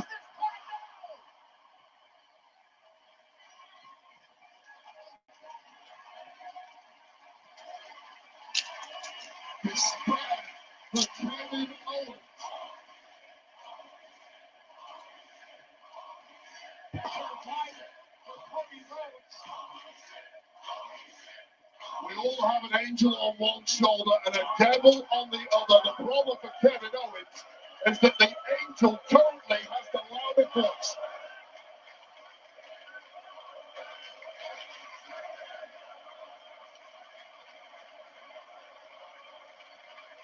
It is an incredible atmosphere in the Uber Arena. With Cody Rhodes in trouble, Kevin Owens is going to climb to the top rope and look to put Rhodes away. Swanson onto the knee. Oh, he's got the knees up. That injured knee does he get targeted after the match? I'm calling it. Does he get a rematch at Bad Blood? Crossroads. 1, 2, 3. Still undisputed champion Cody Rhodes. But the bigger question is the knee targeted? Does Kevin Owens take that knee out right now?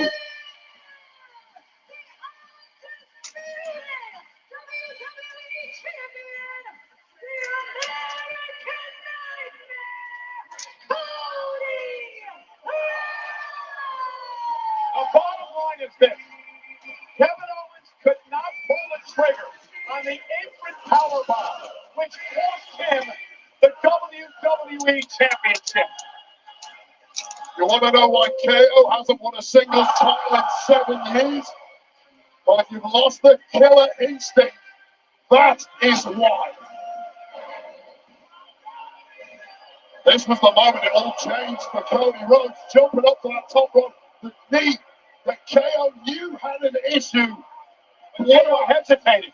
Kevin Owens hesitated, but not go after the knee. And that was the first problem. The second problem came out here at ringside. Kevin Owens finally went for the knee, but he simply wouldn't follow it up with a killer move on the outside. Then he hit the stunner. And Cody Rhodes is able to survive. And this is the turning point. The swanton. Rhodes got his knees up. Bad knee and all. Cody was able to... Actually, a decent match from Cody, but again, Owens could wrestle a broomstick and it make it look good. WWE Champion. KO handing Cody Rhodes and get out of jail free card tonight. Is this where Owens will target the knee now, leading to a rematch at Bad Blood? Owens should have pulled the trigger. Owens should have hit that apron powerbomb.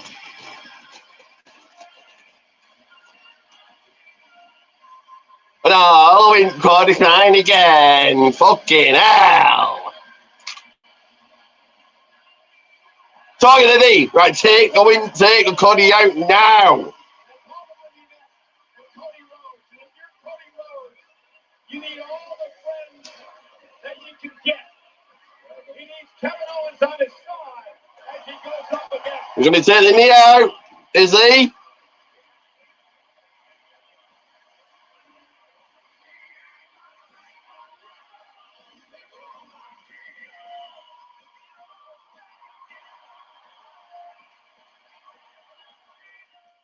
Wow, no heel turn. In case you've been living under a rock. So does the heel turn come after on SmackDown next week? WWE is on fire right now.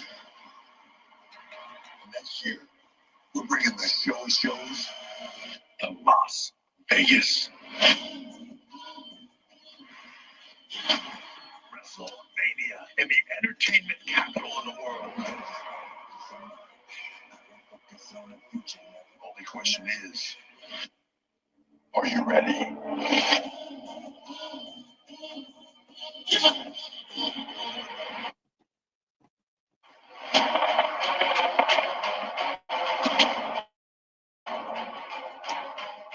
In 1 second, like and subscribe. Give me a second here, guys.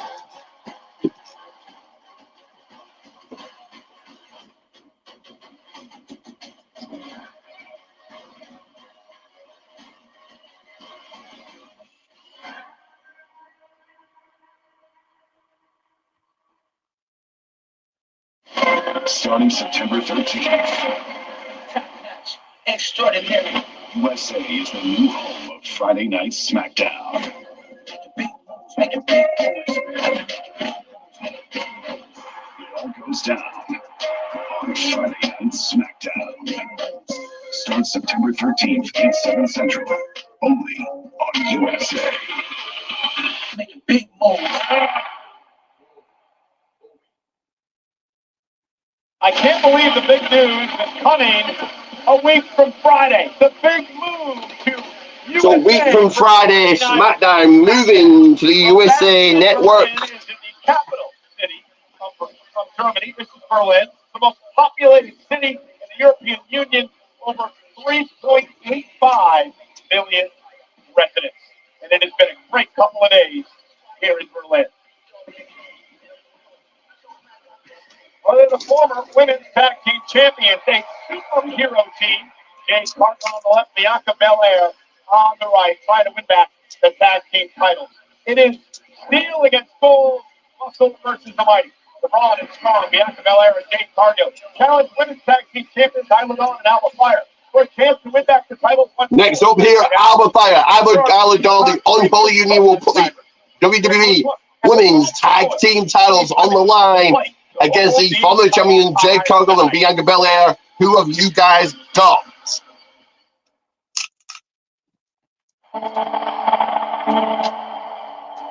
The first big stage for Isla and Alba. I think that Belair will cost your challengers a match. Therefore, Unholy Union will retain here.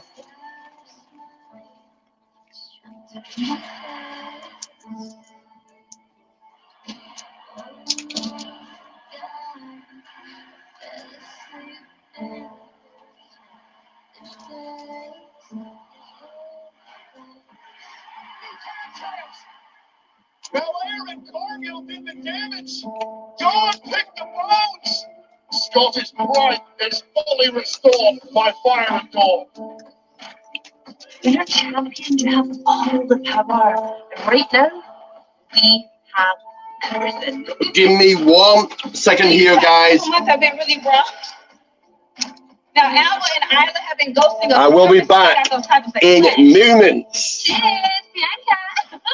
We just love how passionate you are about our titles. When it comes to our feedback, come and get them. The Holy Union with a defense against the former champions, Cargill and Belair.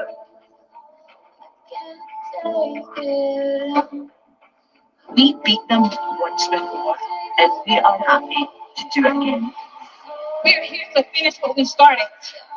Here we go. That's Blair Davenport. What the hell's Davenport doing out here? Overwhelmed by the champions and Blair Davenport. Week after week, Alvin Island find a way to duck and dodge us and get over on us. Week after week.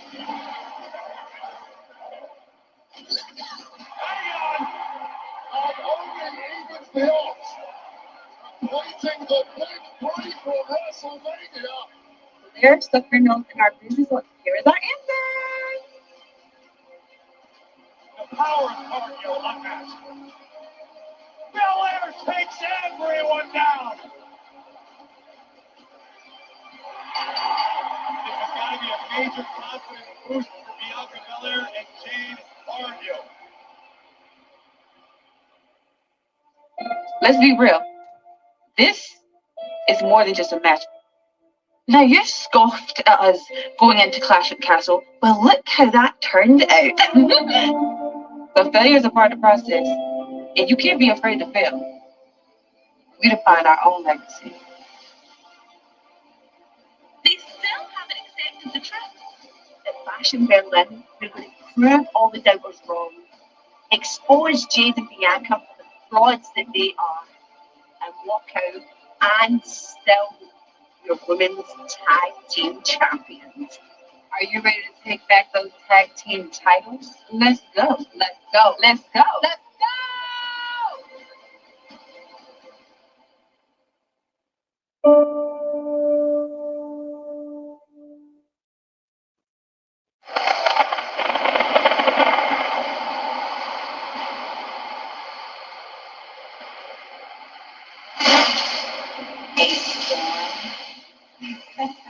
Is coming.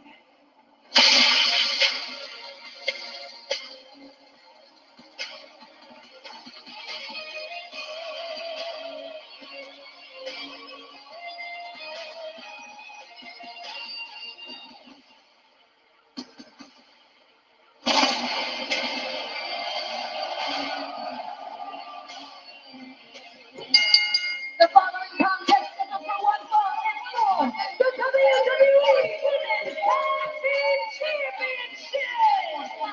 Introducing first, from Vero Beach, Florida, Jade Cargill. For the second, guys, like and subscribe. Another second, like and subscribe. As Jade Cargill makes her entrance. I'll tell you this, being in the locker room, one of the greatest moments of your career, when the talent makes action figures of you, they always manage to make you look a little bit better than your absolute legend, your biceps bigger. They can't do any of that with Jade Cargill. How can you improve on what we're already looking at here? How come my action figure had a beer gun? That was the improved version. I saw the photos they took of you. Disgraceful. Nowhere to hide it in the orange singlet either.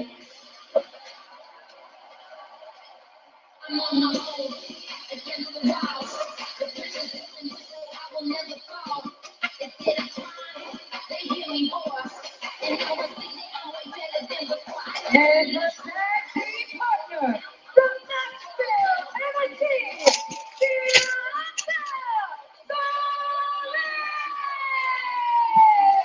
Bianca Belair has done wonders for the confidence of Jade Cargill. They won the tag team titles back in Leon. So what are your guys' predictions?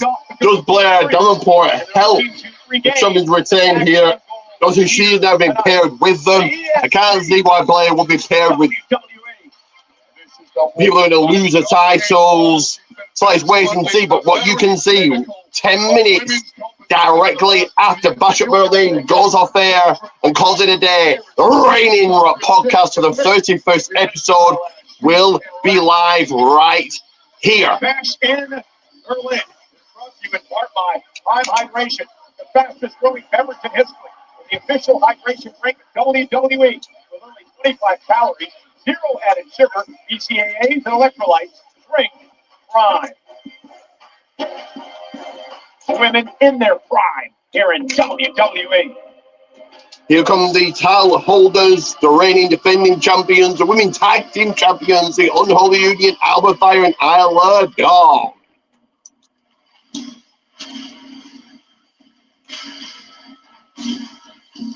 And their opponents, they are the WWE Women's Tag Team Champions, Isla Dawn and Alba Alba Fire is very well known by the folks here in Germany. Has had many, many matches in one of the top independent promotions, West Side Extreme. She's the current tag team champion with Isla Dawn and Wade back in their homeland of Scotland. In Clash at the Castle in June, they knocked off Belair and Jade Cargill to win the tag titles. However, they didn't pin the champions because it was a triple threat match.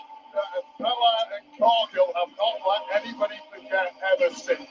To be fair to Fire and Dawn, they did exactly what they had to do at Clash at the Castle. They were smart. They won the match. But the claim that you never submitted or picked the previous champions is one that has to rankle in the minds of these two Scottish tag champs. They want to fix that tonight.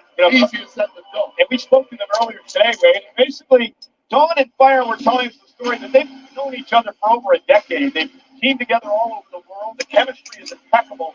Where they believe that Bianca and Jade only been teammates for a few months now, and they believe that's going to come into play in this match tonight. They said that Bianca Belair and Jade Cargill have a fraudulent friendship. They don't know each other to anywhere near the depth that Fire and Dawn do, and they believe that is their own pathway to victory. So this is for the women's tag team title. Isla Dawn will start things off. Isla Dawn. Ooh. Wait a minute. Belair not quite sure who she's going to start this match off. Belair starting off against either Isla or Alba here.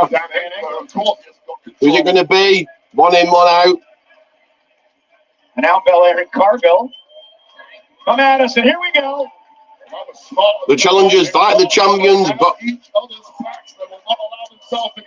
both Jade and Bianca putting fists to the champions here. And now it's going to be Belair and Fire starting things off in this tag team championship match. But it's Alba and Bianca starting it out here. The Bianca in control. The girl, they're going after the opening bell here. Verbal pot shot to Bianca Belair, the physical ones. Belair stomping away, tag man, and here comes Jade Cargill, who debuted in the Royal Rumble earlier this year. Jade Cargill in, turning your attention to Bianca Belair. Frequent tags by the challengers. Won the Royal Rumble back in 2021 last year. This might be what gets it done from here. Crowd right behind the AC. Blocked by Bianca. Bianca Belair, nice drop to the knee. And a power again, vertical suplex. Suplex by the EST. Lives in the gym, and that's the benefit of freak genetics. How do you possibly contend with that? Bianca having all kinds of fun. Beating up the WWE fan, Karen Berlin. Isla Dawn causing the distraction. Fire's gonna over the hair. Isla calls a distraction. Isla Fire taking over, targeting, pulling the hair. Oh, Bianca Belair here. As you like and subscribe, give me 1 second, like and subscribe. The blindside attack, Bianca Belair. But it's finally 1 second, guys. Dan Angler may want to turn around because Isla Dawn. Fire taking out Cargill. Forearm to the jaw in the process. Cargill completely blindsided. And this unholy union of Fire and Dawn have achieved the unthinkable early in this one, laying out the challenges. Tag mate Dawn's legal, and again, Champions taking over. Champions in control. Belair now into the barricade. The aim was clear from the start. Divide and conquer.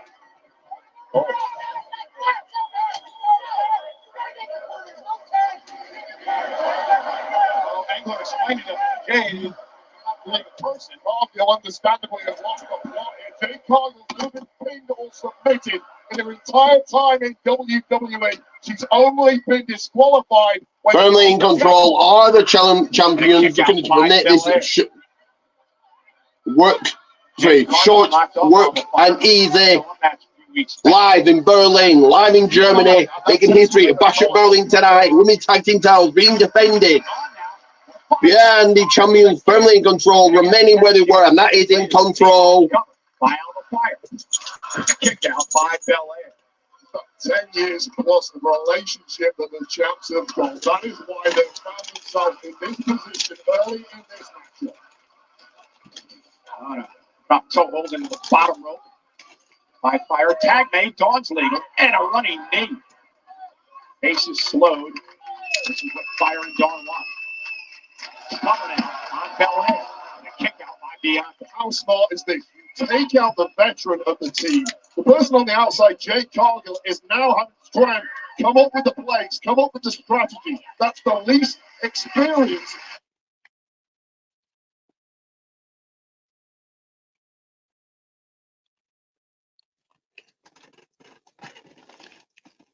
Ugh.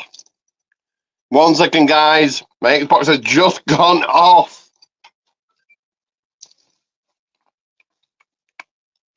Let me fire it back up. Give me a second here. I've got no action to call. Just fire my Xbox back up. It'll be back on in a second. Get back on the network. Get back on Bash at Berlin. Get back to the women's action. Get back to women's tag team action here.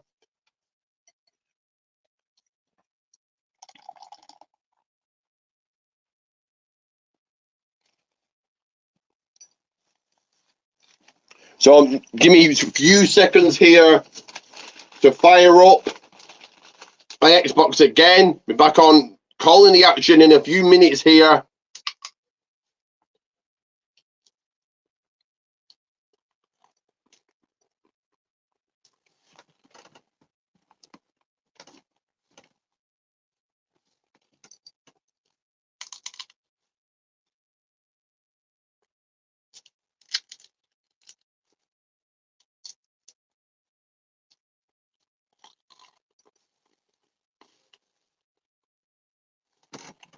Give me 1 second.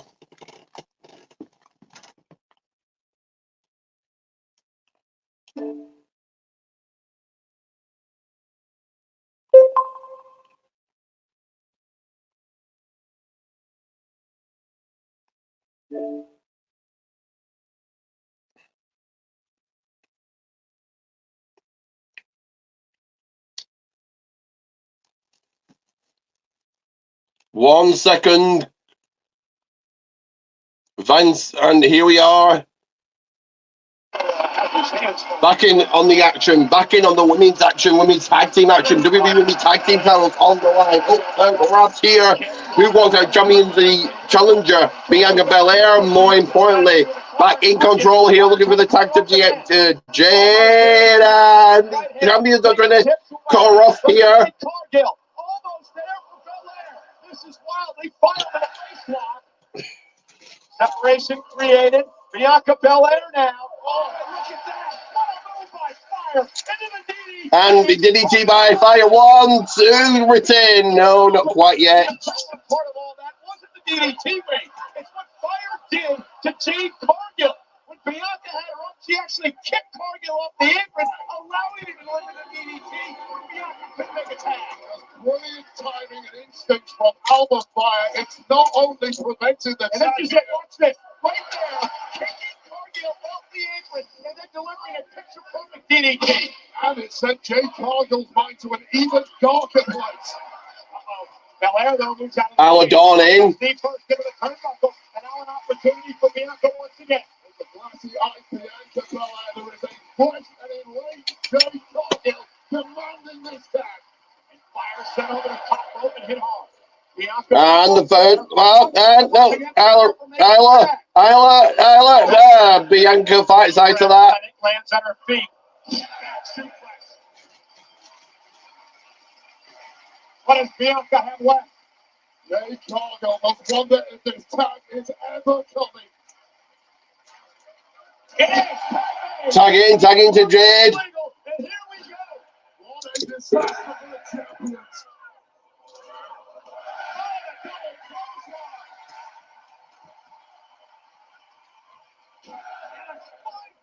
Spine Buster. Jade taking over. And again, the power of Cargill.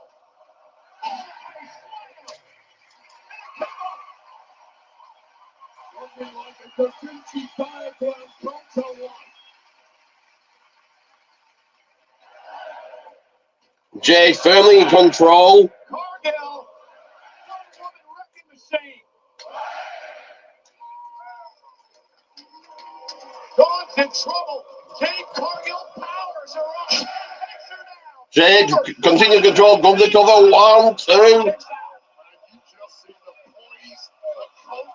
of Jade Cargill growing week by week.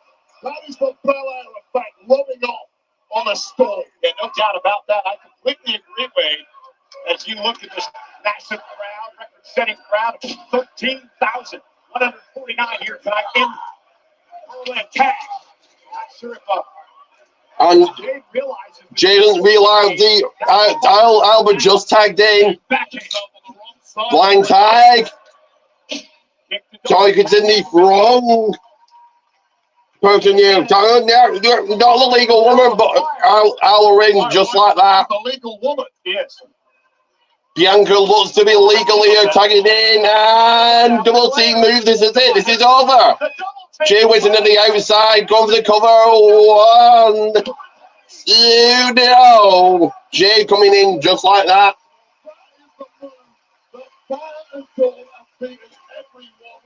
Send them to the underworld. But it appears Jade Cargill had different ideas. Not tonight. Johnson out to the apron, big boot, drops her to the floor.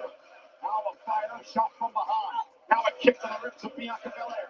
Fire trying to take on both Belair and Cargill by herself. Alba Fire, who's been isolated, a complete reversal of what the champs have planned here. Yeah, look at double team move, but Alba's going to fight. I was waiting. No, she dropped to the mat. And Jade Cargill says it's over. Well, double team by the challengers. 1, 2, 3. I got down. No. A kick out by Alba, but dogged him in anyway.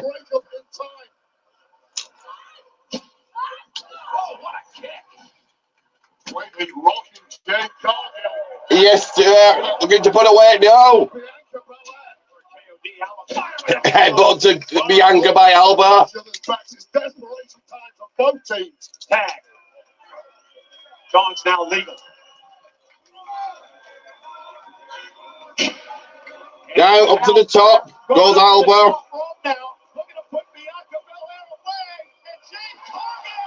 Whoa!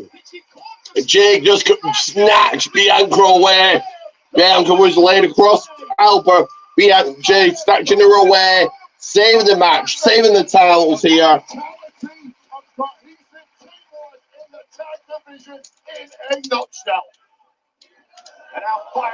Alba now into the barricade by Jade. Roll up. 1, 2, no.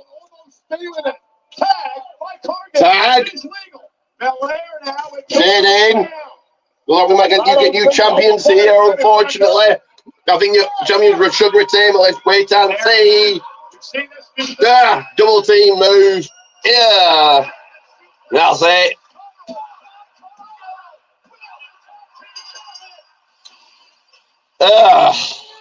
Okay.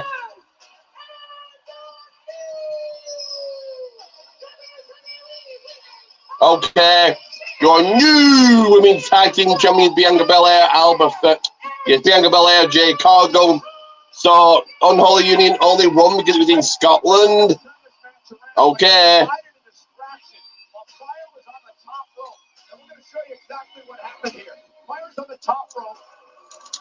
Another gun match here.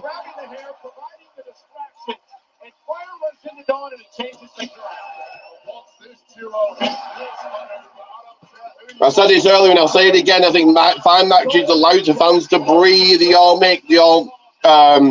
mean something. They all make sense. Your pay-per-views aren't going 20 hours like the AEW pay-per-views.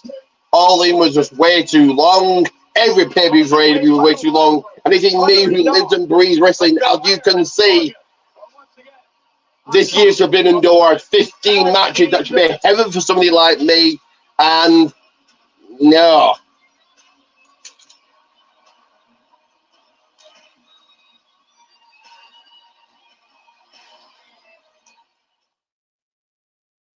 Wednesday, the fastest phenomenon. If WWE accelerates to new heights with its first ever women's tournament.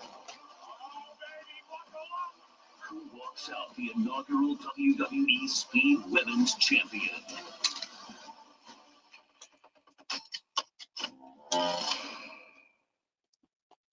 In this life, we make choices. We choose to crawl so that we can run. When we fall, we choose to pick ourselves up and rise to unimaginable heights. The only choice we have is greatness. And now it's our time to make it. NXT premiering Tuesday, October 1st on the CW. Well, NXT is headed to Allstate Arena in Chicago, featuring CM Punk on Tuesday, October 1st, and Enterprise Center in St. Louis, featuring Randy Orton on Tuesday, October 8th, as part of its highly anticipated broadcast television debut on the CW network. Tickets for both events are on sale now at Ticketmaster.com. This city is absolutely incredible. We had so much fun being here in Berlin, the capital of Germany, the Uber Arena for Bash in Berlin. And we invite you to visit the Bash in Berlin store located at the East Side Mall. Just a short distance from 1 second, like and subscribe, selection of Bash in Berlin merchandise. Open now through tomorrow.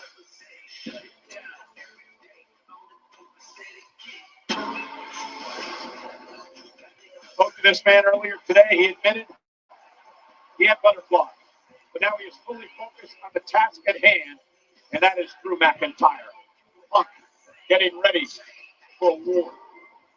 And here we meet again with the most malicious conflict currently in WWE. Vengeful and unforgiving, Drew McIntyre takes on the cult of personality CM Punk, both restrained in a scrap match. They'll approach close combat destruction until one remains standing victorious. Right after this break, for our subscribers of Peacock Premium Plus, let's look at the violent beginning between these two monstrosities that led to this breaking point. And we go rolling into the next one, and it will be in a contestant under in a strap match. CM Punk versus Drew McIntyre. One man foot must touch all four corners to traditional strap match rules. I think this is going to be 1-1, and then you get a third match at Bad Blood Point in Hell in a Cell.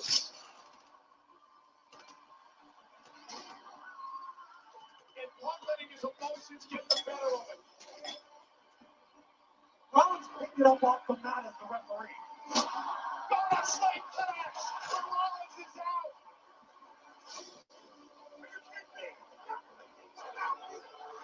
Sleep the Rhodes!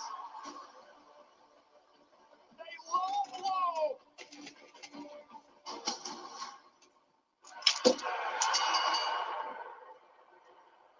I prayed for this, and the big man made it happen. Me.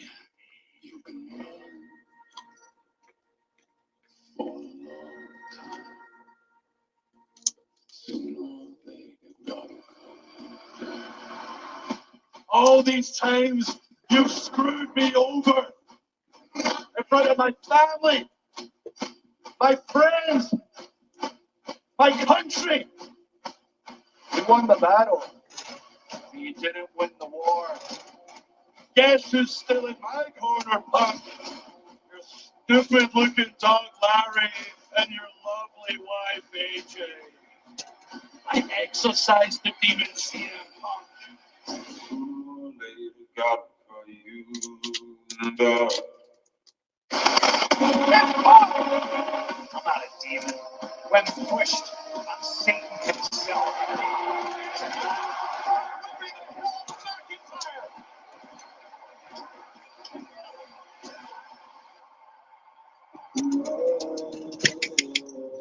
Roxy. Lie down, Every time girl. I get knocked down, I get back up. Because I am the best in the world. My biggest hater is my biggest fan. So I went ahead and I made Drew a bracelet. August 31st, Bash in Berlin.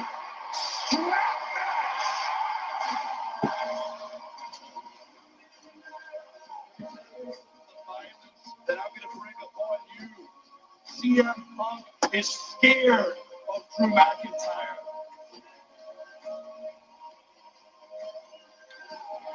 There are consequences to your actions. I am going to make your life a living hell. You're no longer the best in the world. I am. There's nothing in the world that's going to stop me tearing you apart. You'll never forget the name.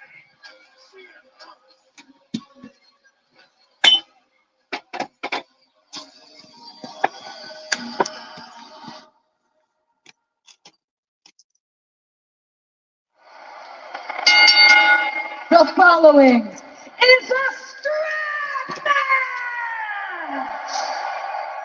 In this match, both competitors will be tied to the end of a 13-foot leather strap. There are no pinfalls, no submission. The only way to win is by touching all four corners of the ring uninterrupted in succession.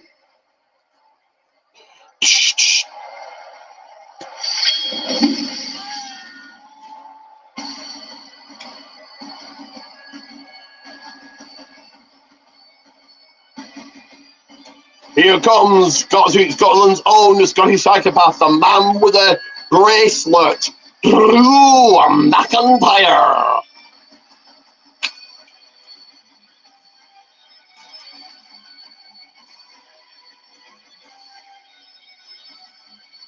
And this one could go the distance. Remember, the winner has to touch all four corners, each turnbuckle, each post, all four corners indeed to win this contest.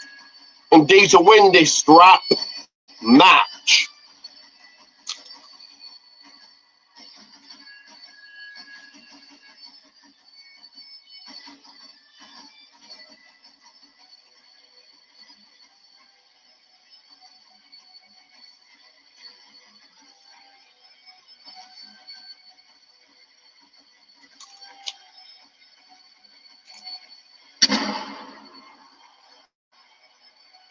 Introducing first, from Ayr, Scotland, weighing in at 275 pounds, Drew McIntyre!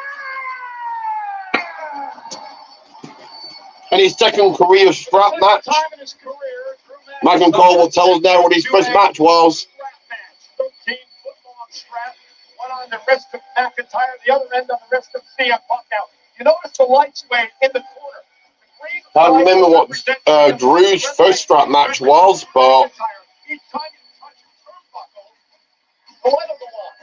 But once you prevent your opponent and stop his forward momentum from getting to the next turnbuckle, as physical contact's made, the lights will go out, and you got to start from scratch. Yeah, that's all the technical stuff I'm glad you got that out of the way, but that's not really what this match is about. A strap match is simultaneously about inflicting maximum pain and humiliation on your opponent.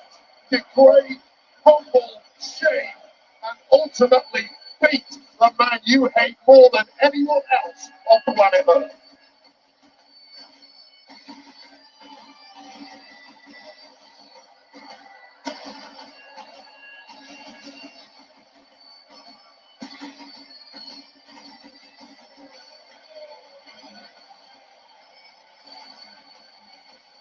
And this match is brought to you by the Killer's Game, starring Dave Bautista and WWE's own Drew McIntyre. that is right. Killer's Game coming out September 13th, featuring Batista and Drew McIntyre. Drew McIntyre, big film star.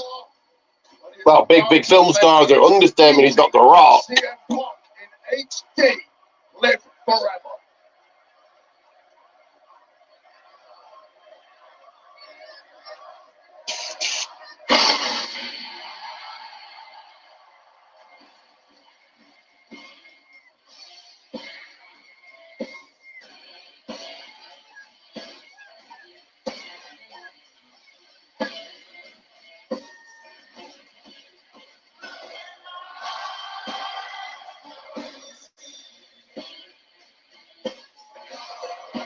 Reality.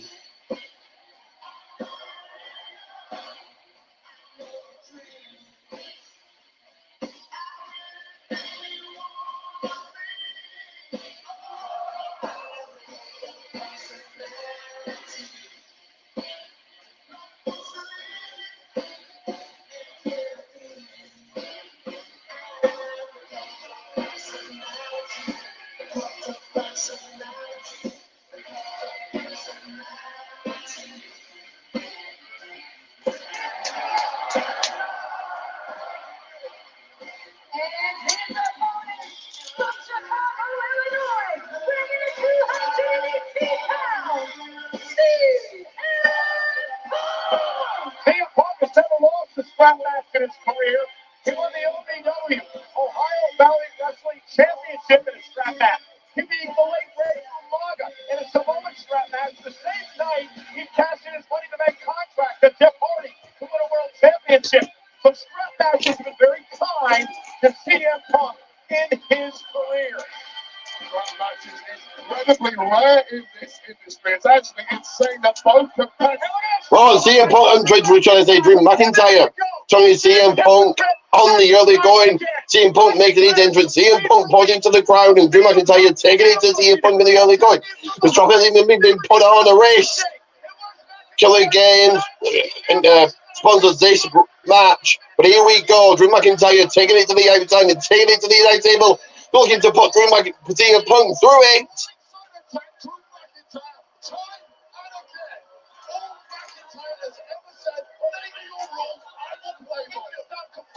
Damn thing then. He won't have to tonight when he wins this and moves on.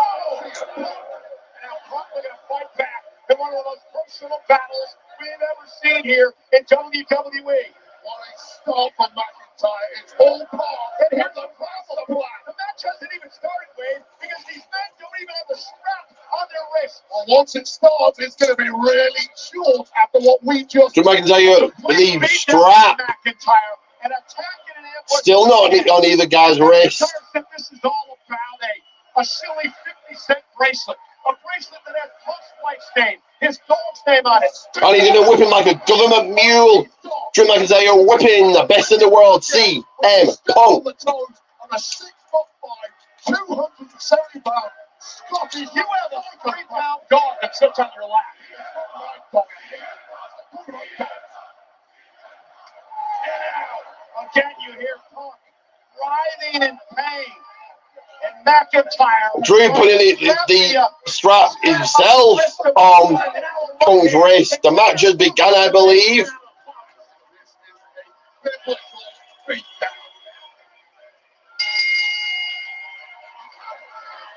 CM Punk must rue the day. Bell has rang. Even more so the days he screwed over McIntyre time and again. And now McIntyre using the strap as a weapon with a Russian leg sweep to Punk.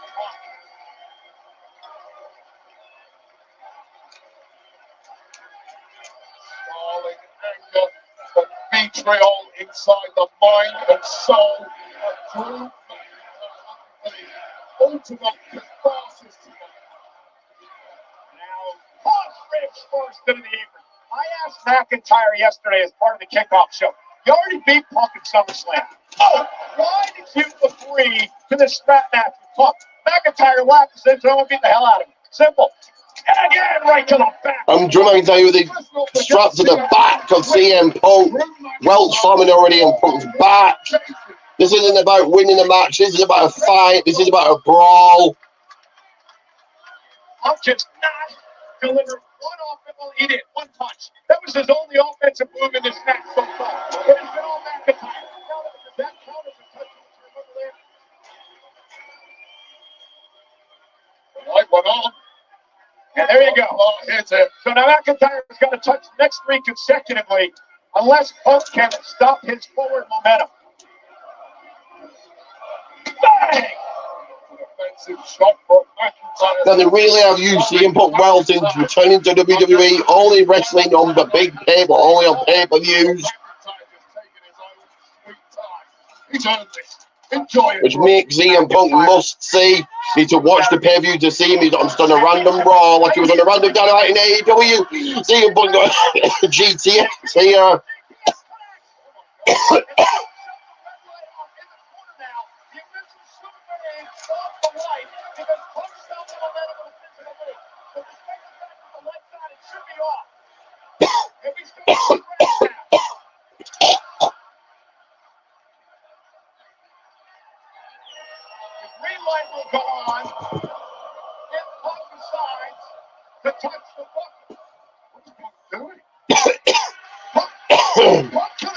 CM Punk had a chance to touch on the turnbuckles. He said, no, he whooped the back of the Scotsman. I think he wants to beat the hell out of McIntyre. Well, this is exactly what Punk has done. CM Punk is his own worst enemy. He's his own enemy. But these people cheering for this, they are encouraging CM Punk's own worst demons. And now McIntyre bringing in the apron without fair play of CM Punk. CM Punk now turning it around to his advantage with like and subscribe, advantage. We told you be brutal. We told you that CM Punk. Drew McIntyre looking for some. Sorry, Punk looking for some. Excuse me. Punk looking for some tries, but then Drew McIntyre cuts him off. Shot to the back. Somebody off the announce table head first.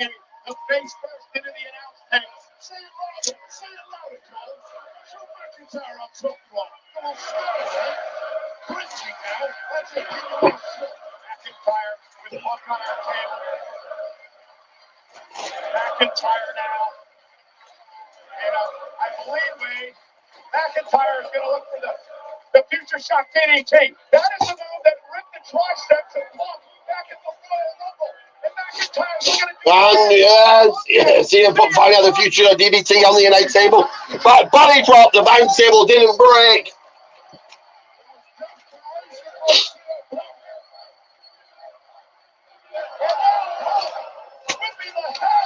And CM Punk now whipping, I said, whipping Drew McIntyre here.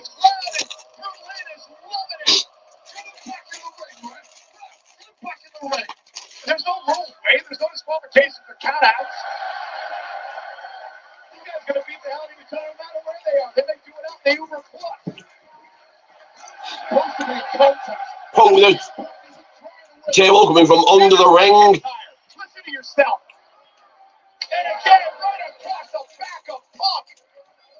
You got to remember, too, McIntyre's felt the scrap over the past few weeks. This is the first time Punk has actually felt the blows from McIntyre with this leather strap. That's called getting a taste of your own medicine.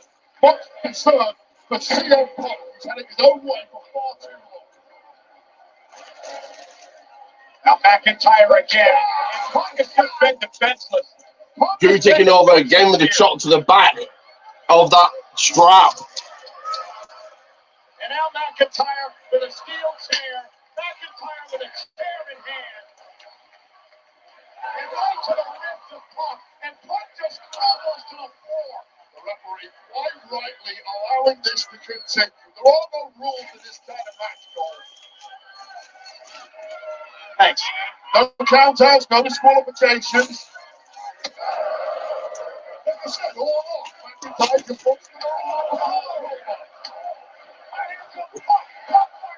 Yeah, both men coming to blows. Right to the eye by Drew.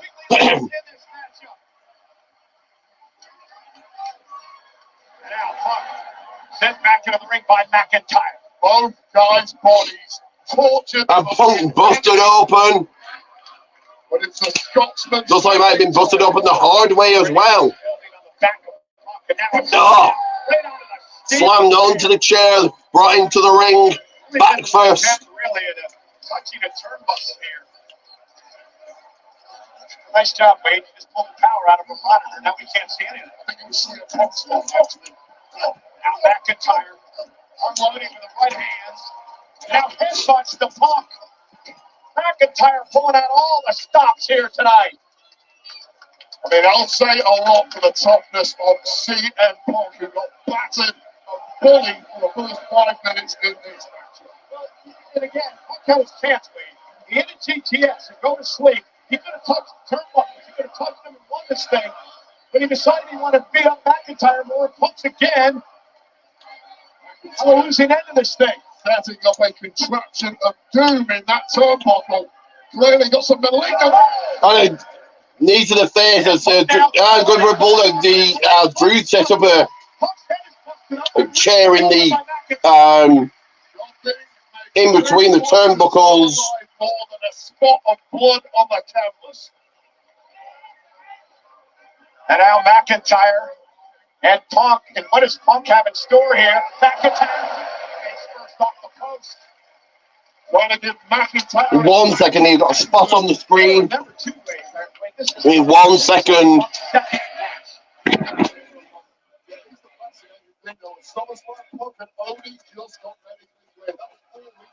That's 4 weeks of more training, getting sharper and better every single week. McIntyre is the rest of the week. McIntyre is facing a much better version of CM Punk than the man he killed.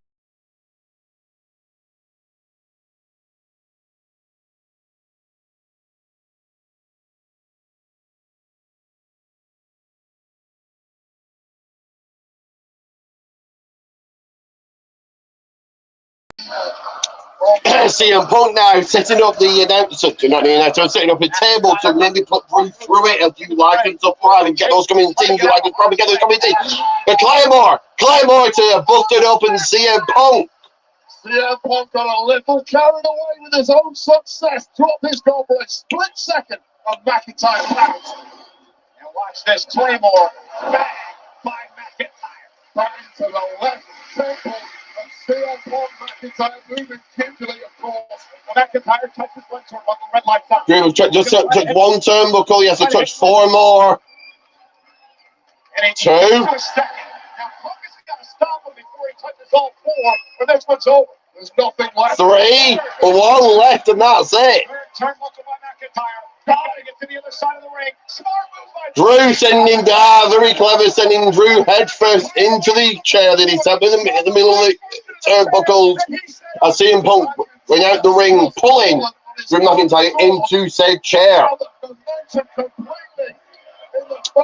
And he's going to touch the turnbuckles, and the green light is going to go on as he touches 1 turnbuckle here. 2. For CM Punk. And now we're trying to ensure that. Now look at he's dragging McIntyre to help. 3. 1 more, and that's it. 1 more, that's it for CM Punk. McIntyre, though, with a couple of right hands, drives Punk back. That'll stop Punk's momentum, and that will reset the rights. We're back to square one. CM Punk was just 6 feet away from victory there. Now, Punk. Knee to the corner, followed up maybe by a bulldog again. Headlock, McIntyre. Oh, look at the power through. A Punk to a table, that's got to be it. Fucking Drew reached the turnbuckles with CM Punk through that table now.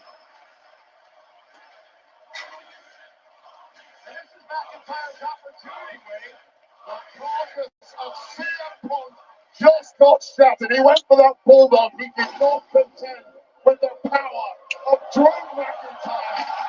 Who threw CM Punk out of the ring like a baby. And CM Punk is hurting in a big way. Yeah, but now McIntyre, Punk outside the ring through the table. Either can just walk down the ring and touch every turnbuckle without an issue. CM Punk is like an anchor attached to that leather strap. Just like he's been an anchor to the career of Drew McIntyre. Drew must hoist Punk back in the rings. You can then therefore touch the turnbuckles. Punk recovering very quickly. I think he put through a table. Punk is out. So Drew's going to carry Punk perhaps. And now Drew going to carry Punk's carcass. Whoa, no, wait. You see him, Punk turns around and see him Punk touches it as well. Drew McIntyre not realizing here.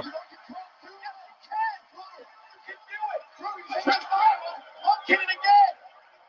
CM Punk's going to sneak him in. And now Punk with McIntyre in trouble. McIntyre Very clever. Punk trying to block. Either man hits that buckle first, it's over. And now Punk almost CM Punk, yeah, clawing for the final one. Bowman going for the final turnbuckle.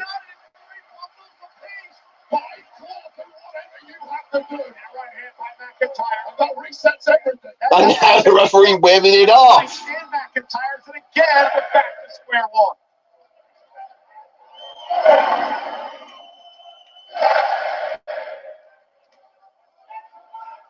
What a matchup.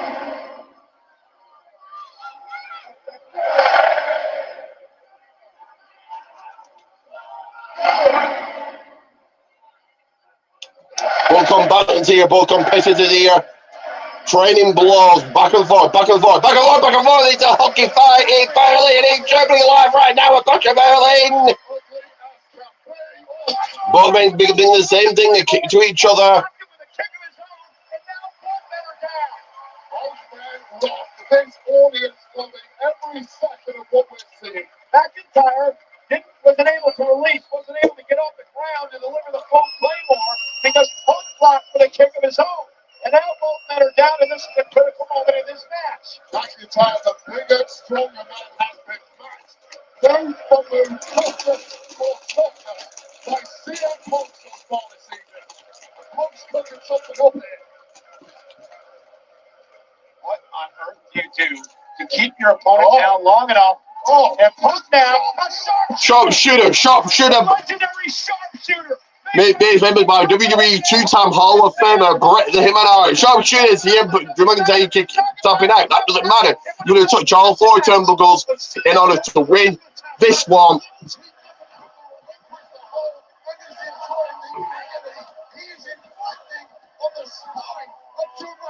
What about it? You incapacitates him. We can't get back to his feet. It's a victory. McIntyre, the ropes won't force a break. Referee Rod Zapata's got nothing to do here. McIntyre's passed out. McIntyre maybe out. CM Punk realizes it. The sharpshooter has done its job. And Punk to his feet. McIntyre can't stand up. One buckle touched by Punk.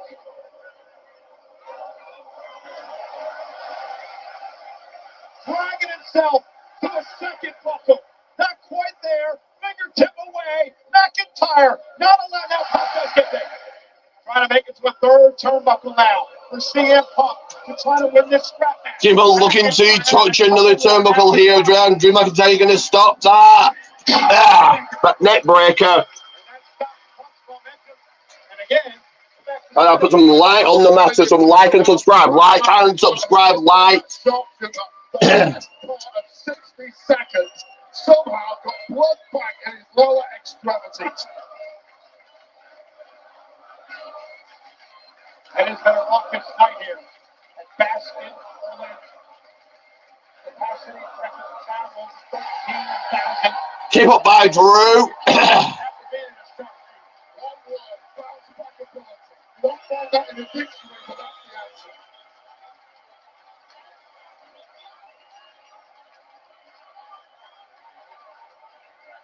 And Drew with a bracelet. That's what it's all about. It's all about the bracelet. You see on my hand right now, Drew McIntyre has his hand. That's what it's all about. That's what it's going to be because CM Punk here is going to get into the psychology of the best in the world and cost CM Punk this strap match, and he looks for a Claymore. McIntyre setting up Ice. looking for another Claymore. Lines the race. Claymore. Both men down. And Drew McIntyre has all the time in the world to waltz his way to victory. One. Over the vanquished CM Punk. 2. 3. Drew just waltzing around the ring. He's going to love that 4th. Am I wrong, kids? What a piece. So it's a fight. It's one of Sorry, GTS going to sleep. He hits it. He connects. That's it. CM Punk now. But he fades. He falls across Drew McIntyre.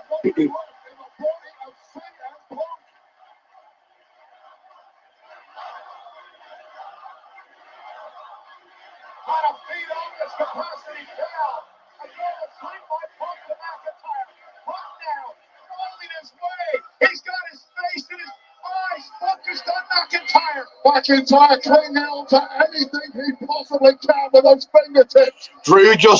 Punk just saw the bracelet. Do not let this stop you, you an idiot. Just win the match. And he goes for a second GTS. Connects it. Ice. Lines. Just hit it. You idiot. Hit it. And again, Punk could have just Nice. for a second time. Now looking for a third bucket. Ice coming up. Are you an idiot? Okay, you're going to go for a third. Go to sleep. The lights are still on. The green lights are still on. A third. Go to sleep. And he hits the third turnbuckle. See if Punk looks for a fourth here.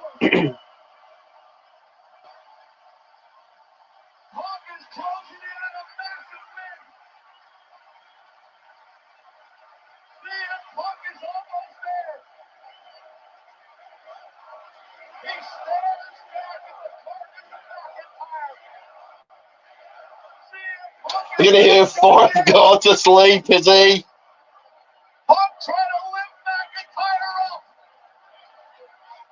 Punk, is he going to get? Yeah, he's going to try it again. He's going to try it again. Oh, no.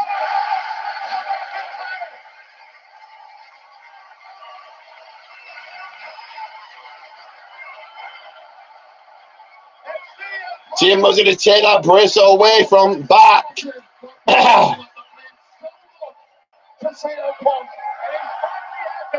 And he hits a fourth turnbuckle. And your winner, CM Punk. And he's won a piece. It's better to be in your third match, probably Hell in a Cell at Bad Blood.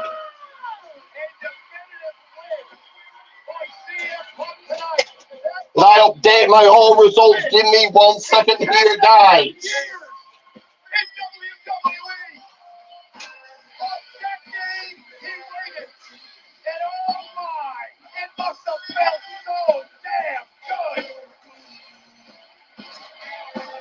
This match replay is brought to you by the Tuesday, starring Dave Bautista, only at theaters September 13th, rated all.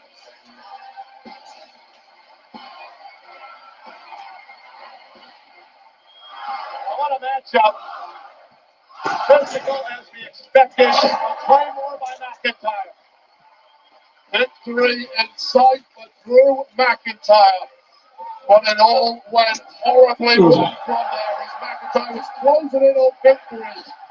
GTS, the second of the match. And Punk would follow it up with even more. Every time McIntyre stood, there was a reply in the form of a GTS. On this moment, the ultimate in redemption and purification of CM Punk match in that bracelet with his belt and AJ's name on, securing the victory in tonight's scrap match. Well, you know, AJ and Larry are looking on as CM Punk celebrates his first win in WWE in over a decade. And don't forget to check out the Killer's Game in theaters September 13th, starring Dave Bautista and Drew McIntyre. Rated R.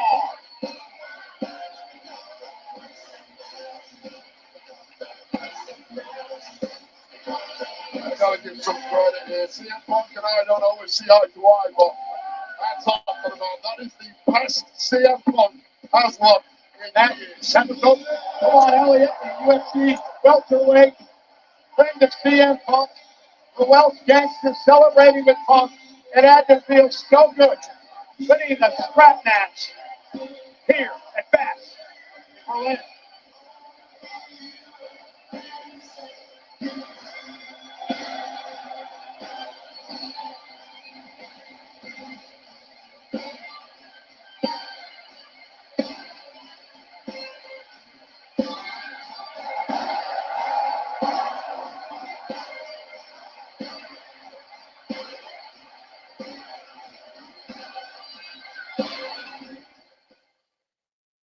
She'll flood best assassin in Europe. I got a brain disorder. It's gonna kill me. What do you want retired? There's been a mistake. You're not gonna die. Hey, you might want to get your eyes checked. What? Just judging. 1 second, guys. 1 second.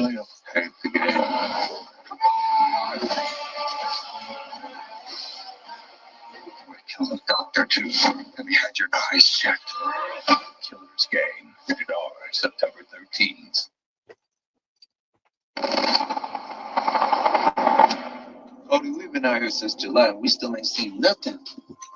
Gotta know what you're looking for, Metro.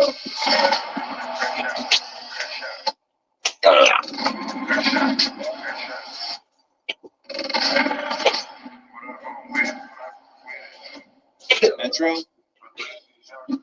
It's time.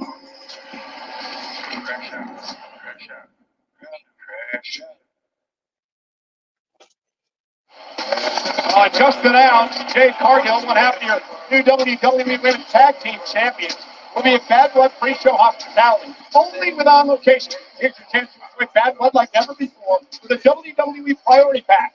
Secure exclusive experiences with Jade Cargill and other WWE superstars, along with a premium seating and so much more. Find your package today on OnLocationEXP.com/WWE. And we would like to extend a very special thank you to Baby Metal and Electric Callboy for Ratatata, the official theme song of WWE Bash in Berlin. Ratatata is available now on Apple Music and Spotify. And right now, let's head over to our friend German announcer Sebastian Hackel in ring. That was better than this did. Ratatata. Great song. Sebastian Hackel, or whatever it's called, the German announcer. One half of Sebastian Hackel, one half of the German commentary team in the ring, fully announcing the in Glasgow diesen Rekord. Und heute Abend hier announcing the attendance record here, perhaps. Die umsatzstärkste Arena-Show in der Geschichte von Männer.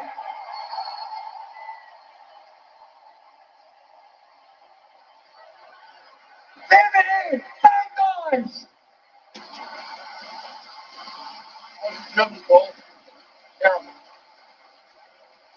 Highest grossing arena show in WWE history. They just keep breaking record after record after record after record.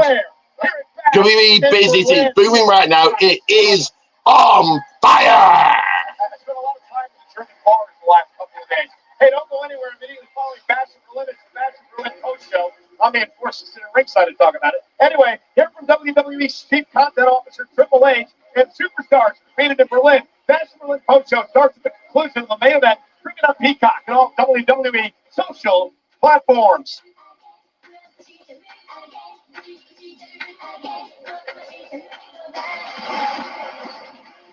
Look who's here.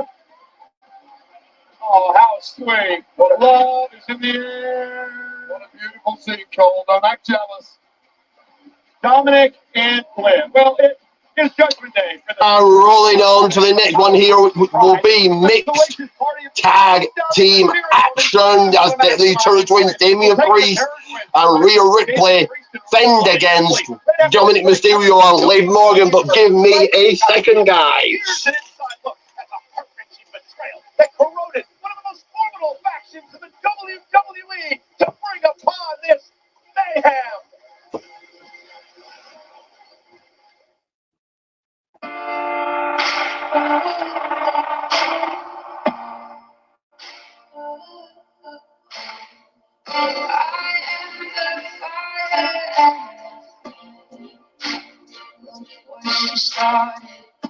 Rhea's gonna be crying because tonight I end the Liv Morgan revenge tour when I end Rhea Ripley.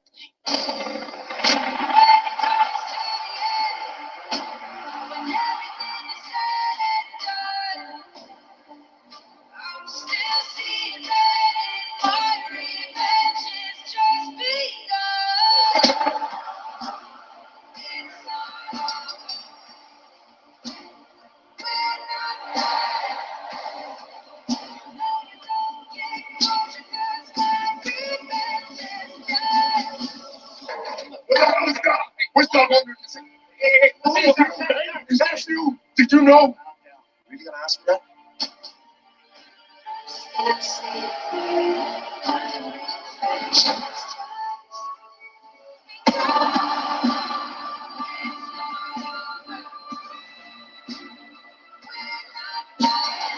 SummerSlam will be forever known as the implosion of the Judgment Day as we know it.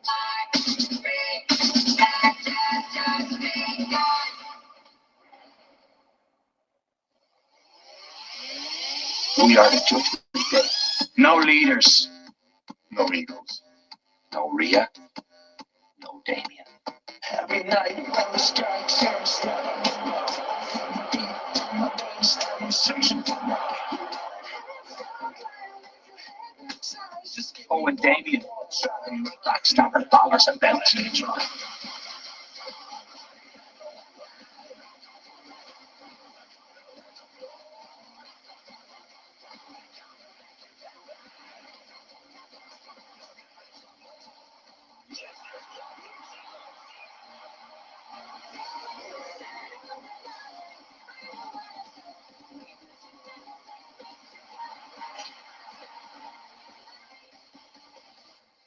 Two late versions of the Judgment Day trying to take us out.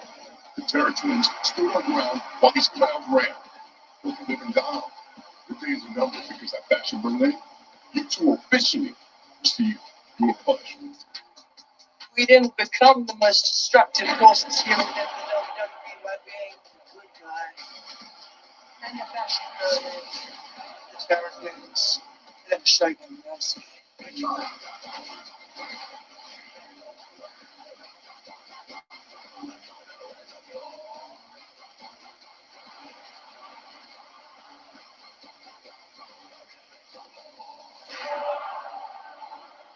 Rhea, Damien, no one lays a finger on my daddy Dom and gets away with it. Terror Twins? You two losers are a joke. So at Fashion Berlin, it's gonna be us on top, which is exactly where we like it.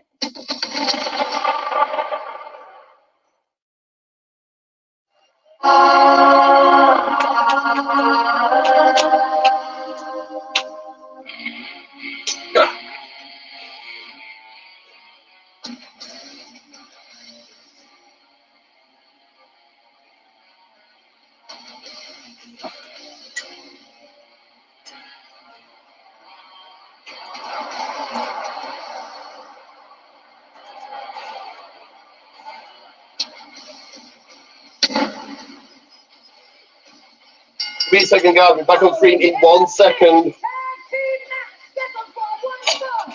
Introducing first, the team of the Judgment Day, Dirty Dominic Mysterio, and the Women's World Champion, Liv Morgan.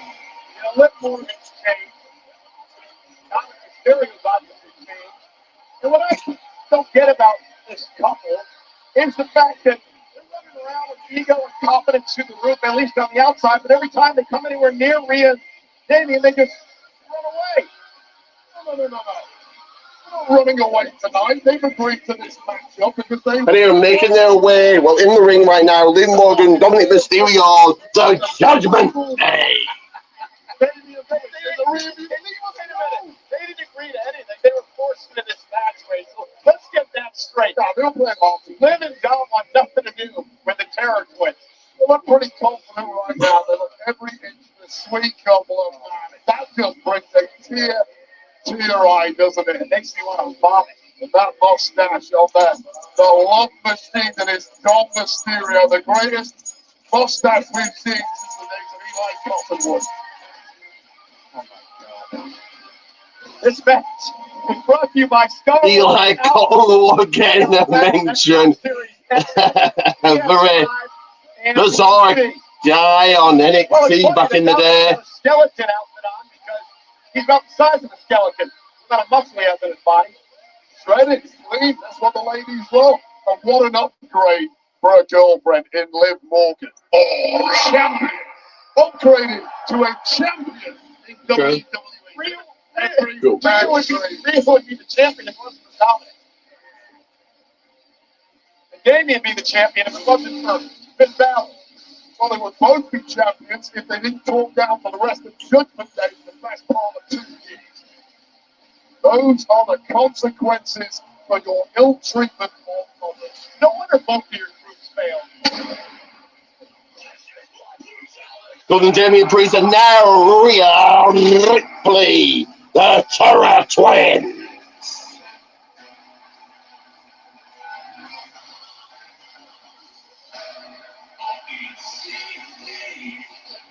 Somebody's about to get their butts kicked.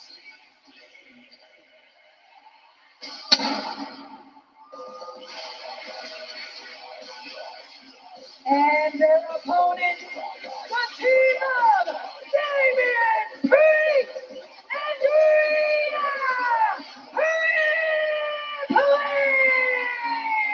Now listen, Tom and Liv have had some success in the mixed tag team ceremony. They beat Rey Mysterio and Zelina Vega. Hello, Liv. You say, congratulations, Liv. Don't even try to shake my hand. Tell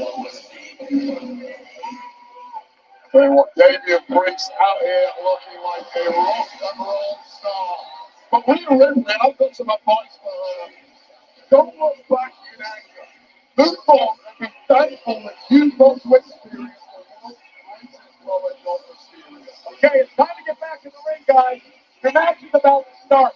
Dominic, Liv, you got to get in there and start your match. Or are you scared? Are you scared? They don't want to talk to you, bro. Leave them alone. Focus on your job. You're upset. So listen, I'm trying to do my job as a journalist. Dominic, are you scared or are you going to get in the ring? You got to get in the ring now and fight that. That's your problem. You want to rush everything at a great level like that. He takes his time. Second? So do I. The crowd right behind, further behind Rhea Ripley here. Full support, massive sign in the crowd for Mammy Rhea Ripley.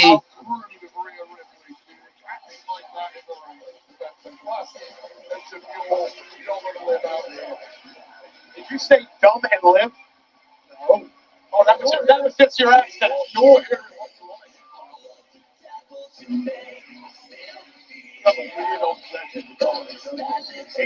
No, I'm trying to come around to him. He's in the Intercontinental Championship on Monday.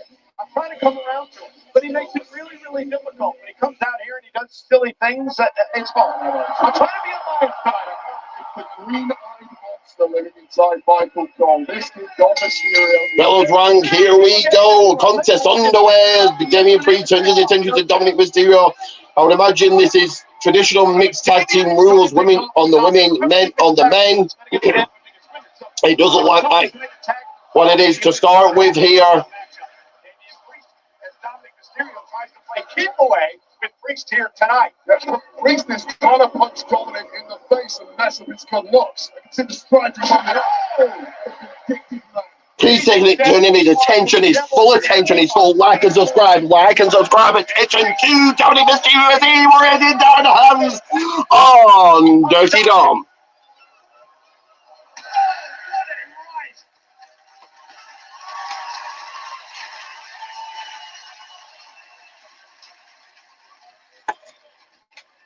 Again, across the ring, Damian misses. And catches it. Back elbow. The expression on the face of Damian Priest has not changed from his entrance.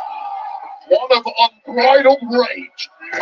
Damian taking the pain, taking the steroids. Dominic, as I go and check on my career, the people's career. I'll be back momentarily. Like and subscribe, like a champion would and should.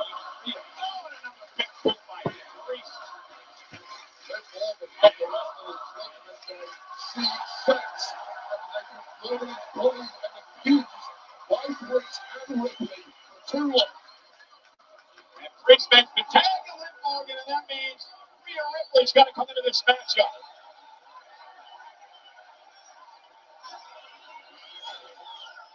Oh, kick by Rhea.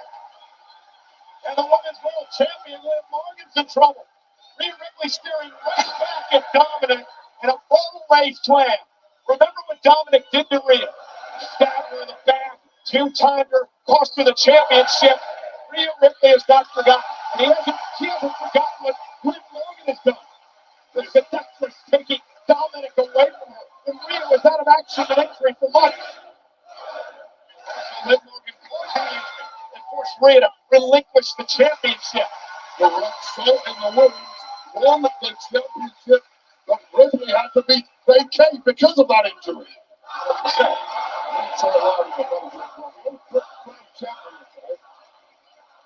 And now the power of Ripley to Liv Morgan. That's one of the cleansing of the soul of Rhea Ripley. You take down Liv Morgan with ease.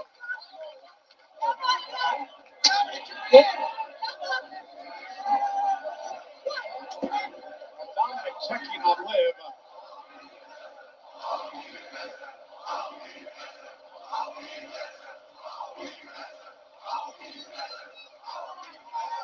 Dominic, oh! That had to hurt.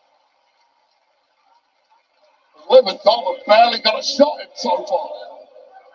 And Dominic set over the top rope by Priest to the floor. Don't come this way. Priest out of the right, right onto the German. Dominic takes it. Priest taking it to the Dominic on the outside, looking to slam him on the, he's going to slam him on the, and there's a big, massive clap. Slam this first on the ring apron.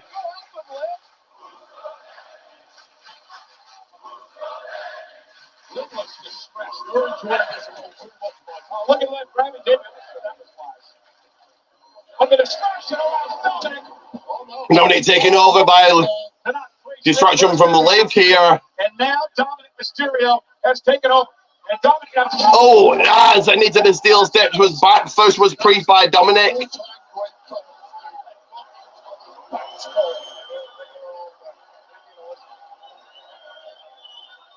Now Liv up on the apron. Now Mr. Loma Dom is up top. All of the women on Tonight's Bell, including the ones in Berlin, who are throwing that underwear at him every time. What are you talking about?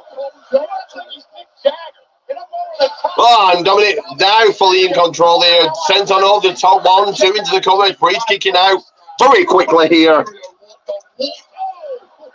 Cheap shot by Cheap shot from Liv, and I'll be back in seconds. You can only do wrong in your eyes.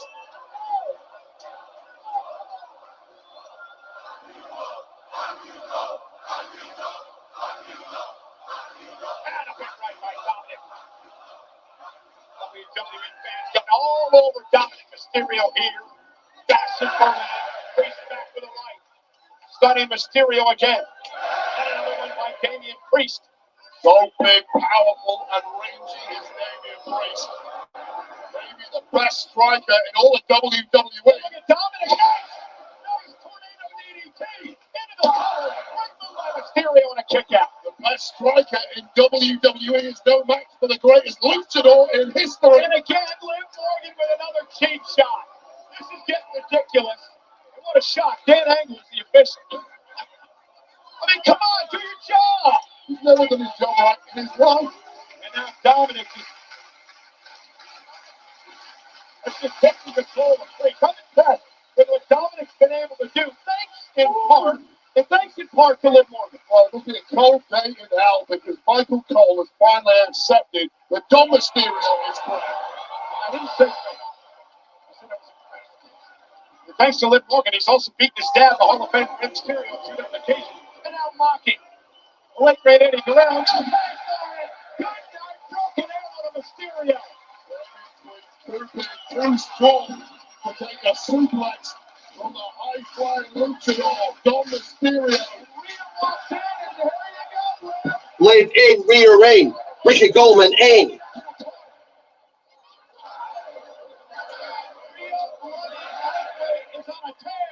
Reba right after Liv. Woman who has left a bunch of broken bodies in her wake. Basement drop kick by Rhea. Rhea building momentum in her direction. Very shrewd champion. Took a too-much release by Rhea. What a knee. Liv Morgan. She may not be able to speak again. Might not be able to kiss off again. He was right on the mouth.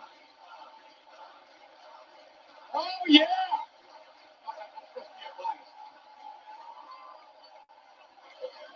Dominic being stopped in his tracks by Rhea here. Dominic trying to hug Rhea now.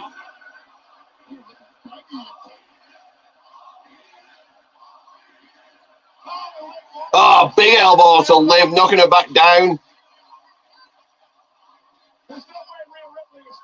Oh, and a massive bloodline out to the men of the one.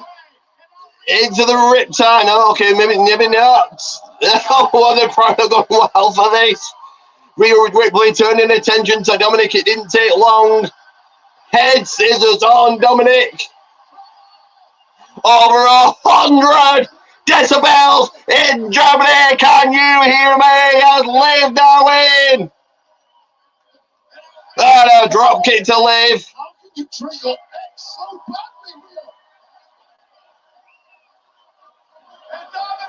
Looking for a riptide. Oh no, Liv in. Saving Dominic. Backcracker, backstabber. Rhea Ripley is a strong woman who cannot focus. She cannot move on. She's still in love with Dominic Mysterio. And it's going to cost her. Liv Morgan feeding off the lust of Dominic. Wait a minute, and attempting a riptide of her own, but no, Liv turns it. Whoa, Rhea turns it around and into like a jackknife pin type deal. Liv just kicking out.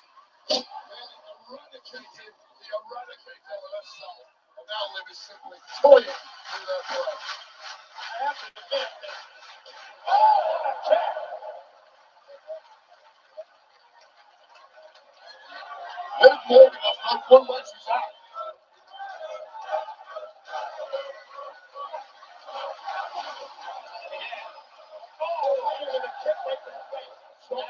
Devastating. Damien Priest legal along with Dominic Mysterio now. And Priest with a kick to the midsection of Dominic. And now the martial artist, Damien Priest, taking the fight to Dom. 1 second, 1 second. Priest is all kinds of fired up. Elevated flatliner and Priest is on fire. And this audience is matching that fire.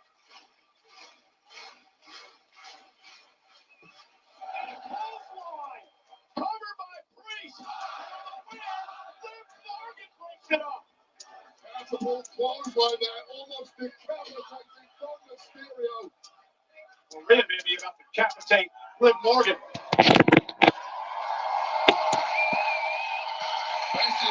Priest in, turning the attention to Dominic. Dominic looks like maybe a clap. Double power bomb. Oh, double razor's edge.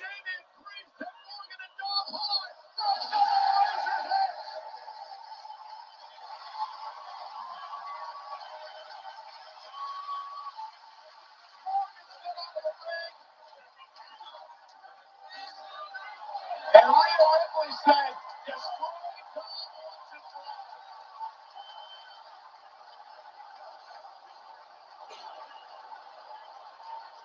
And Finn Balor, Jenny Madonna's here, Fit Carlito's here.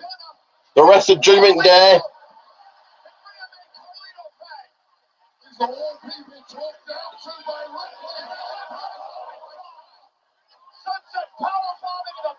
Liv taking out Rhea. Dominic to the top. Yeah, gets caught by Priest. Balor in. Sling Blade. 619 perhaps by Dominic. 6, 1, 9. Drop the dime. Priest, Dominic looks like, let's get him to do just that. From the top, frog splash. Wait, no, wait. 1, 2, 3. Priest just kicking out, getting the shoulder up. Finn Balor cannot believe it. And a big shiner on the eye of Dominic.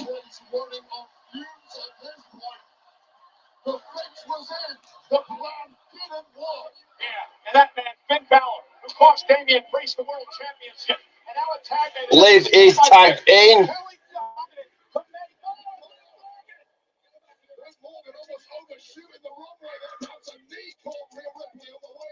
What I was thinking was to make Dominic take the tag, so Liv could come in and take out Rhea, but only to take out that powerbomb. And now looking for Olivia. Rhea Ripley left front to the backtaker. Intercepted by Ripley. And now Rhea looking to put Orton away. And changes a stunner. Second time in broken up proceedings.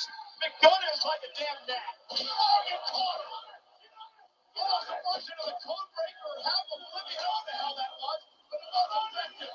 And now Damian Priest. Priest just blasted Jay McDonough off the table. Super kick to Kalisto, super kick to Balor.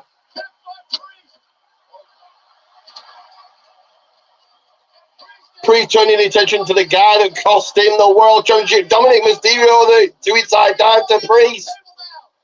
Once again, Judgment Day saving one another. Such is their loyalty.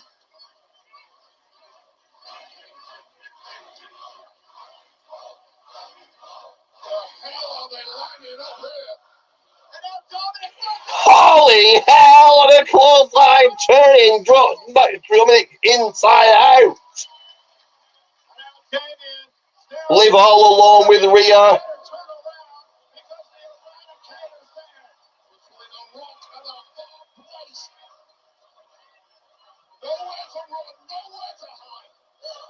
Oh, headbutt into the riptide. Splat down to the mat. 1, 2, 3. And your winners, the Toro Twins.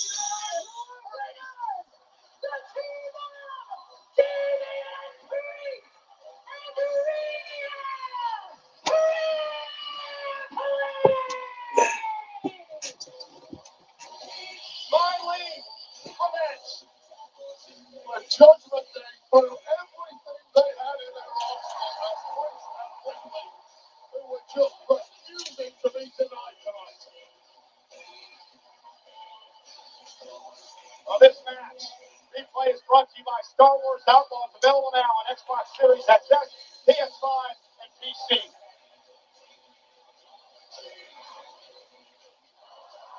This was the double Razor's Edge.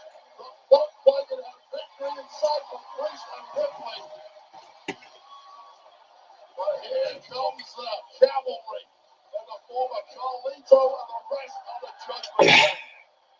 Ripley. Give me a second here. We're counting down the moments before the main event, before the crowd gets singing again here. And Finn Balor, the man who cost Damian Priest the World Championship. And then the frog splash. We thought it was over here, Wade. Damian Priest could just get a little deep on the buzz. Right. And then Danny McDonough flashed it across the table. Finn Balor paid for it as well. Not been a good night for our cable. They all abuse, but somehow it's still standing. Despite this.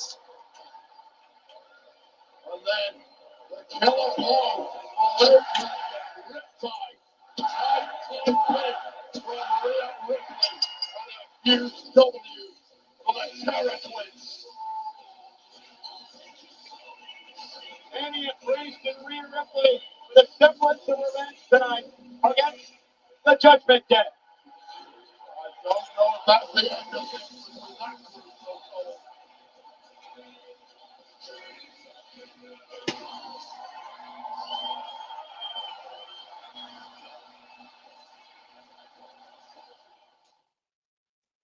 Rated T for Teen.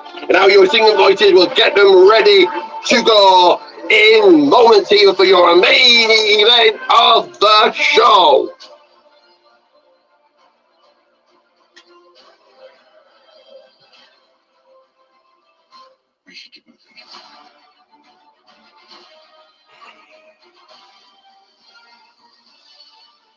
Give me 1 second, guys. 1 second.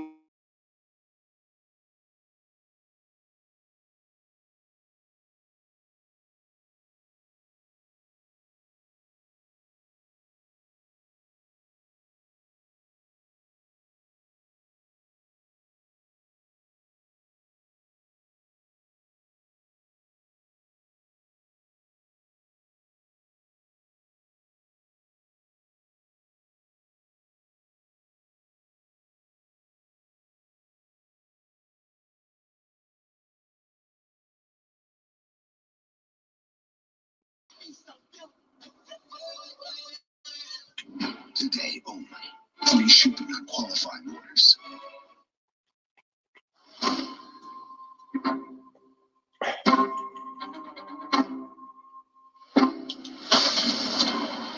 At 22 years old, I am just so damn good.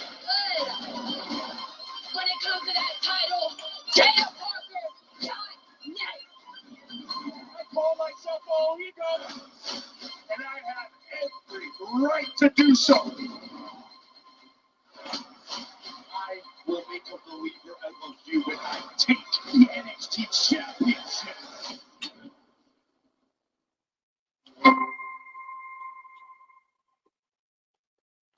Well, tomorrow night, we're back in the United States, halfway across the country, Rocky Mountains, Mile High City of Denver, for NXT No Mercy. It gets underway 7 Eastern 4 on the west coast of the United States. It has been some week for TV here in WWE. We're always in Providence, Rhode Island.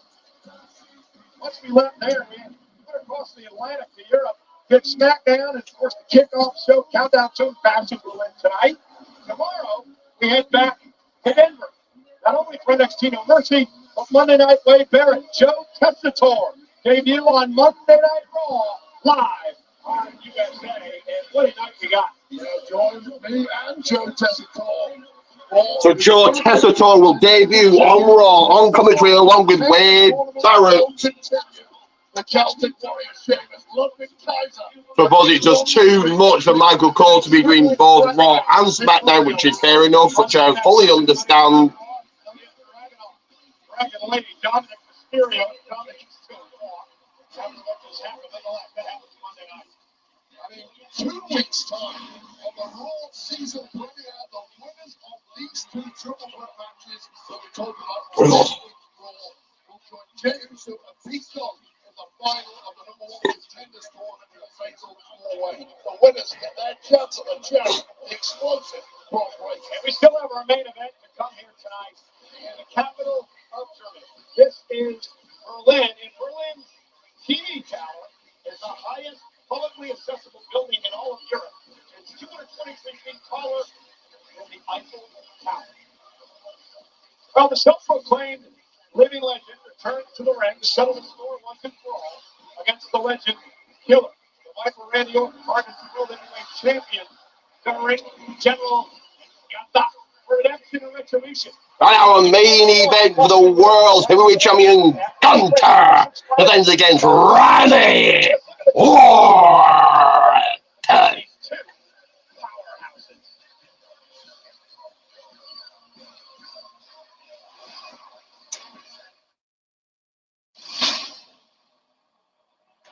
My name is Gunther. All right, back on screen momentarily. Back on screen momentarily. Like and subscribe. Like and subscribe if you haven't already. The king of the ring. I am your world heavyweight champion.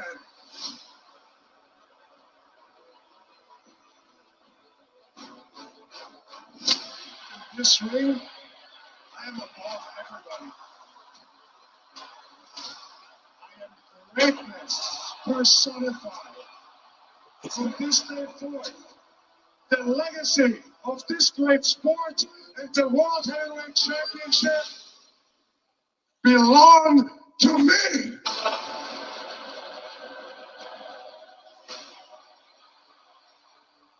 When I look at that title, I realize that I'm the only reason you're carrying the World Heavyweight Championship in the first place.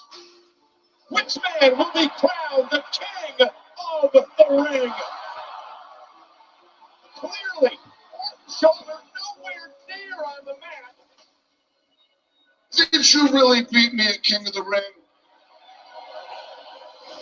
I'm the only man in that locker room that can match you in this ring. You consider yourself a living legend, and that is perfect because... One second, guys. Like and subscribe, back in screen in seconds. In a Bash Berlin, I'm going to walk out of your home country a 15-time world heavyweight champion.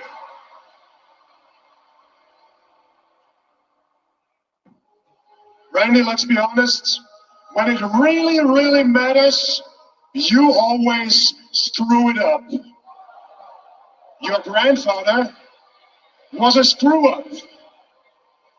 Your father was a screw-up. And you, Randy Orton, you are the biggest screw-up of them all. If those voices in your head tell you that you can beat me in Berlin, your voices are wrong. Absolutely nothing catches me on you.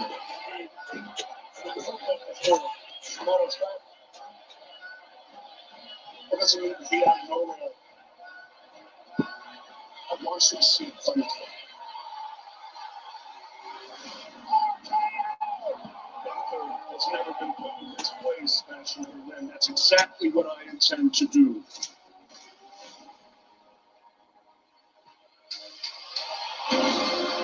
You hit an RKO on me.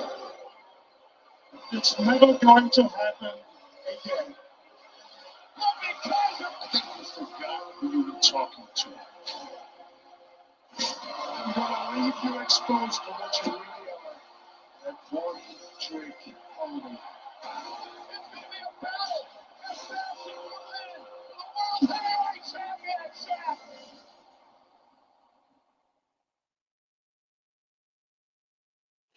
Hey, boys.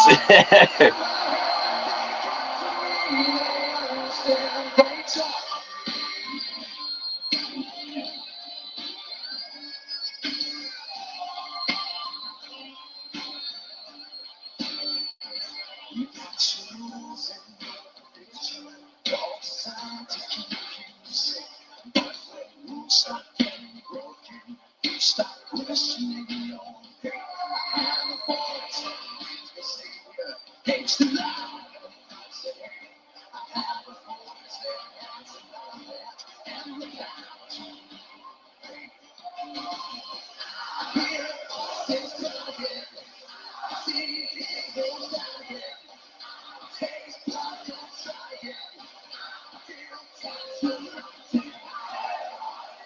Oh.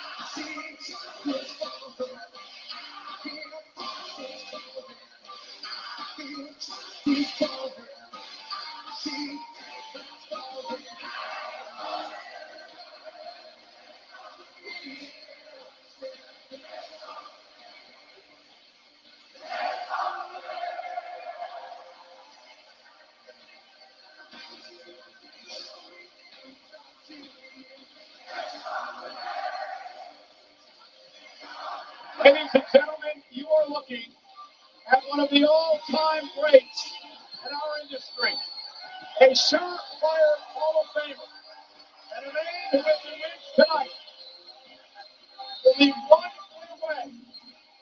championship win away from tying John Cena and Ric Flair for the most world titles all time at 16. And Triple H are tied at 14.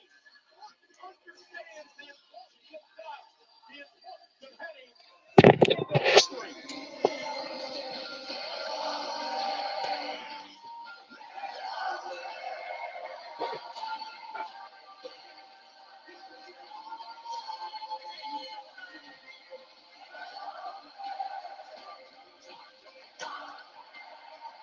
The picture of serene calm, the main event of a premium live event, a place he has been countless times over the past 20 years.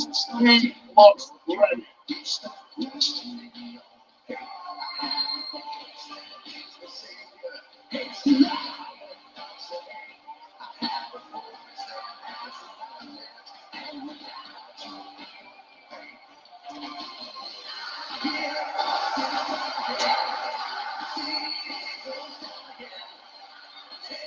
It is a scene that never gets old. Randy Orton is embracing what he calls the prime of his career. He believes he's going to win 15. He thinks he's going to win 16. He told me in an interview on the Countdown Show he's going to win 17 World Championships.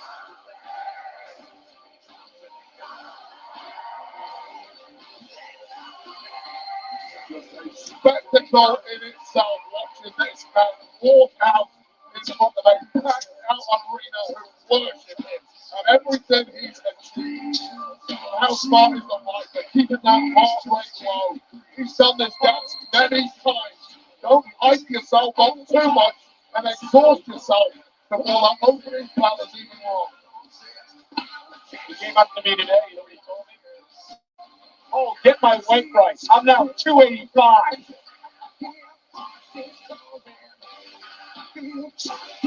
What a specimen. Gunther is the top gear tonight if he's going to manage to contend with the massive arsenal and experience of the Viper.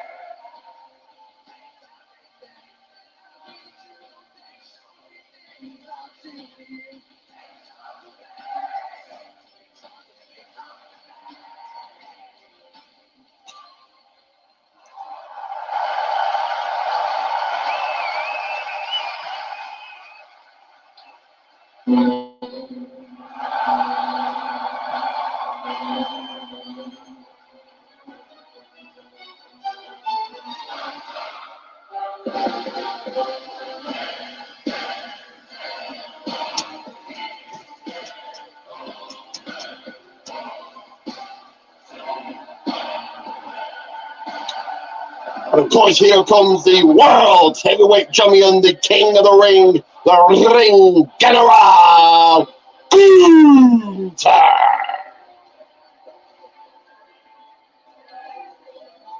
It is the stoic look that never changes. The ring general is all business. But tonight he'll soak it all in front of many family members, many friends who are here tonight. I asked Gunther if there were going to be any chances given the high pressure home situation with all the family out here. He told me very simply, if you are prepared correctly, then you are immune to nerves. Born just over the southern border of Germany in Vienna, Austria, Gunther became a professional wrestling icon as part of West Side Extreme Wrestling here in Germany, a three-time unified world champion, and considered a local hero.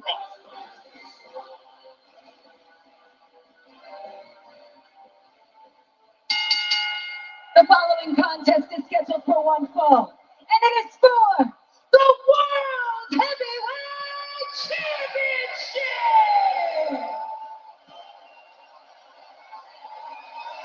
Introducing the challenger from St. Louis, Missouri, weighing at 290 pounds, the Viper, Randy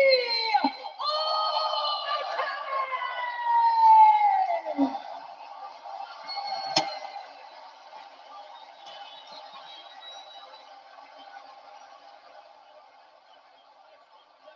And his opponent,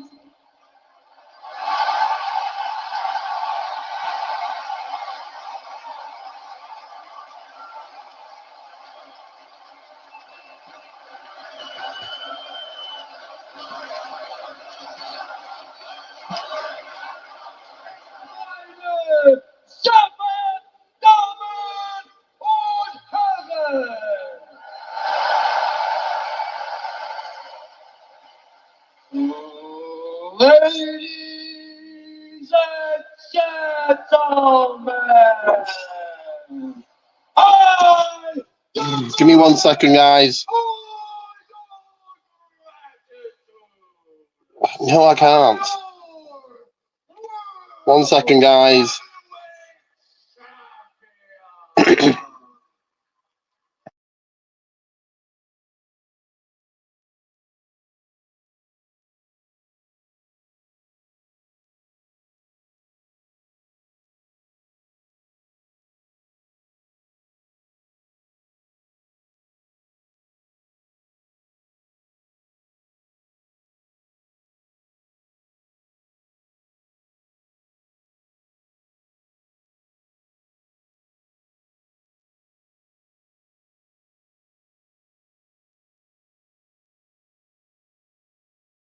Gunther's first title defense since defeating Damian Priest earlier this month at SummerSlam.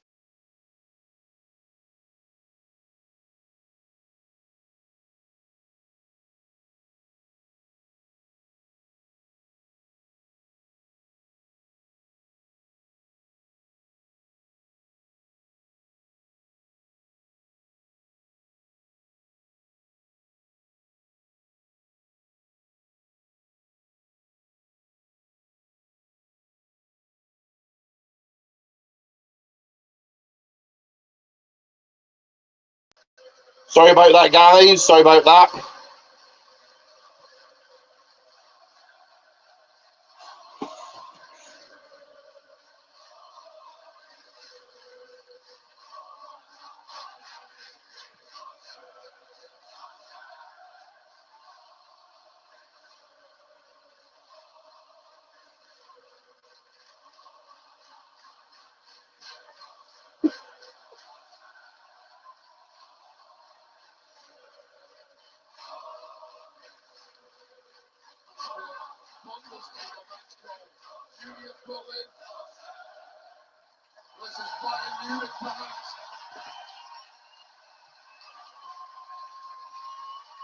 And if there's one man who is tonight enough ice in his veins to weather the early emotional storm, it is Randy Orton. The apex predator for a reason. Is about to face the most unstoppable force the continent of Europe has ever created. And here we go, McIntyre. On home soil. What a huge mountain to climb. And Orton is going to become a 15th-time world champion. Anyone you talk to will tell you that Gunther is one of the best in the world today. Randy Orton told me that after the battle of King of the Ring. Miz talked about it on the Countdown show today. In the physical and mental battle you have to fight in the ring with Gunther. You want to know who believes that statement more than anyone else on planet Earth? Big Gunther himself. And like a soccer crowd, live in Berlin, live in Germany, firmly behind their hometown hero, their hometown guy,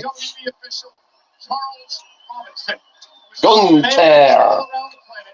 Is officiating this matchup tonight for the World Heavyweight title.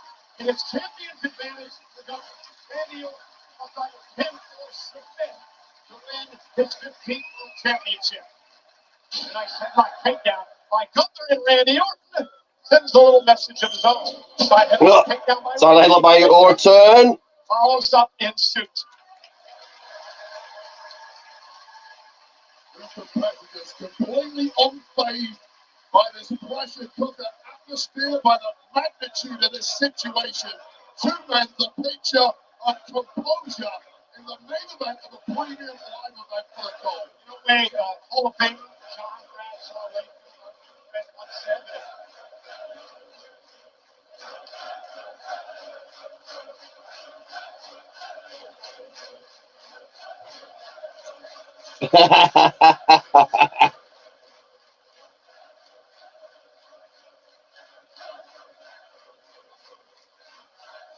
Randy Orton enjoying the atmosphere as well. The point I was making is JBL once said that if he was going to build a professional wrestler from the ground up, it would be Randy Orton. I think many people today would say the same thing about Gunther. Give me a second, guys. Just going to share out my podcast. We'll be going live 10 minutes after.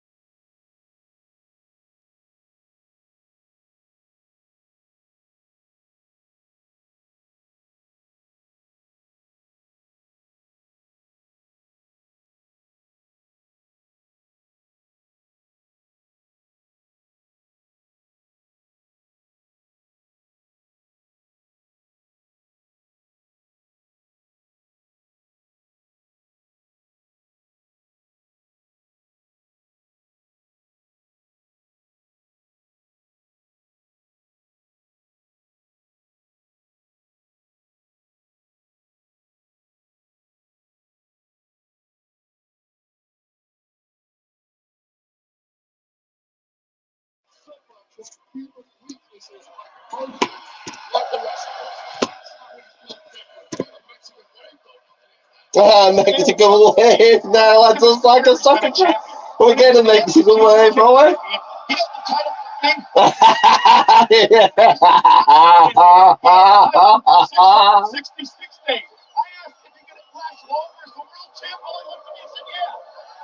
He expects to, he demands to. He would be disgusted with himself if he fails to pursue. Give me 1 second, guys. 1 second.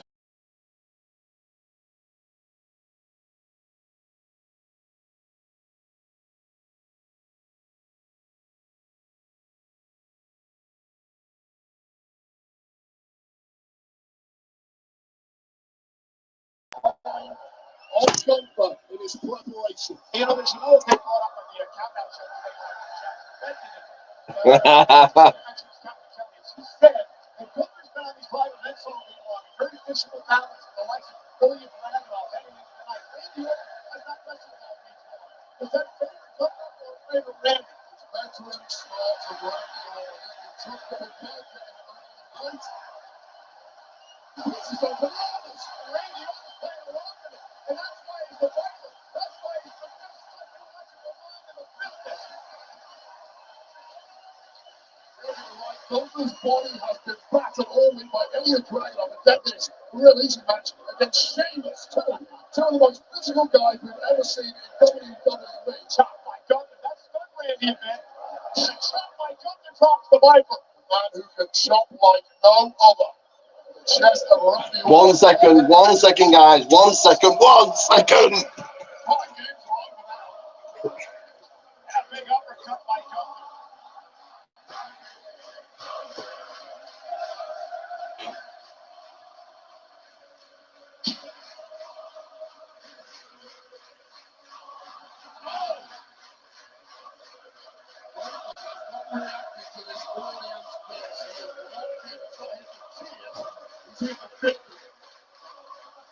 It is a celebration in Germany tonight. Not only, of course, Gunther defending the world title, but the fact that a WWE Premium Live event is being held for the very first time in this country. First televised show last night, SmackDown. First time in 27 years we've got TV here. It has been a celebration for many days in Germany. celebration tonight as Gunther can retain. Randy fighting back up. Oh, man. You hear that? The muscle mass that Randy Orton has added onto that frame in recent years. He's a huge, huge individual. But all that extra fight he needs is not going to protect Randy Orton against those chains. Let me get set up for the podcast straight after this. Give me seconds, guys. Seconds here.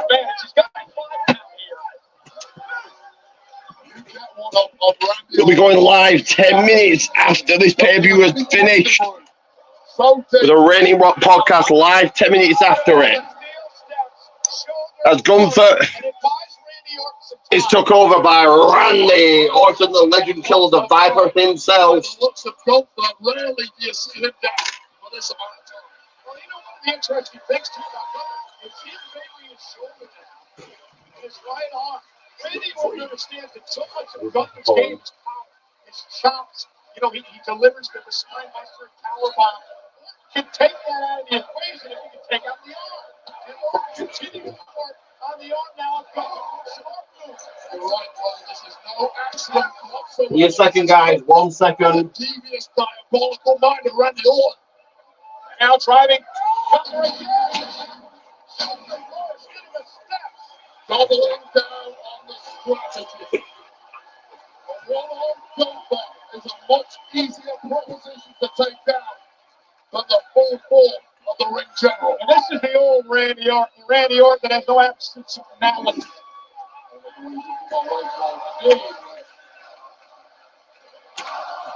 1 second, guys. 1 second. Randy Orton with Gunther up on the panel. Randy Orton taking it over, firmly in control now. The WWE Best Runner Rally, the champion, who just rolls over the table to the floor, and now Orton on the attack. But remember, Randy's got to get him in the ring. Randy Orton has not. Gunther has the champion's advantage. Well, this has been a very different fight ever since the ring general connected with those ring steps. And again, targeting. 1 second, guys. 1 second. Back into the ring at a count of 8 to break the count. Charles Robinson warning Randy, you've got to get Gunther in the ring. Randy does not need the warning. This guy's a veteran. He knew exactly where the count was at. He knew the time he had. He executed perfectly. And Jack Play with a mouse now. And Gunther now, for the fourth time, Gunther is hurting. And I'm right here looking at him. You should see the bruise. I'm looking right over Gunther now. Wait, you should see the bruise that is developed on the right shoulder of Gunther. It is a major bruise, a major contusion now that is broken out of the shoulder of Gunther because of the attacks by Orton. Well, that's surface level. I'm more concerned about what's going on deep in the joint of that shoulder. What's going on with the triceps, the ligaments, the tendons. That's the real worry. Forget the bruising. The thing is, I'm not sure if we've ever seen... Back and forth. Okay, Randy Orton goes for it. Okay, oh no! Gunther now looking for a sleeper.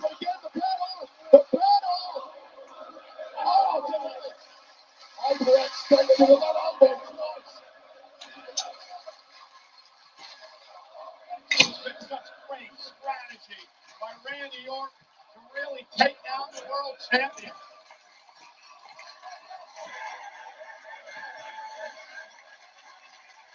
Randy Orton targeting that arm of the champion, go for the cover, quick kick out, even a one count. Again, I'm trying to think back over the last couple of years to whenever we've seen Gunther in a situation like this, when he's been physically beat up by his opponent. There have been close calls for Gunther. Chad gave it to him a couple of times. Of course, Sami Zayn, the big win at WrestleMania. But I'm not sure if I've ever seen Gunther in this type of pain and in this type of trouble like he is right now with Orton. I mean, it's rare, but the truth is, whenever Gunther has been in this predicament, he's almost always found a way out. Sheamus has beaten and battered the ring general again. Oh, still talking to the armies. Orton zeroing in on it. Go for the cover. 1, 2. A very quick one. A kick out after the one. He tends to find a way back. I will not write anybody off of this. on things all looking good for the boy. Randy Orton also looking down at Gunther. He's got to be getting respect. Gunther continues to kick out. Quite left in this toughest end that you've ever seen. Those shots, no surprise to Randy Orton when he let deep dive on Gunther's entire career. And of course, knows all about the physicality of the Austrians in the final of the country on that particular incident. Yeah, that camera ring tournament, Gunther won it. Earned Gunther an opportunity at the world title at SummerSlam. Gunther capitalized on to the goal.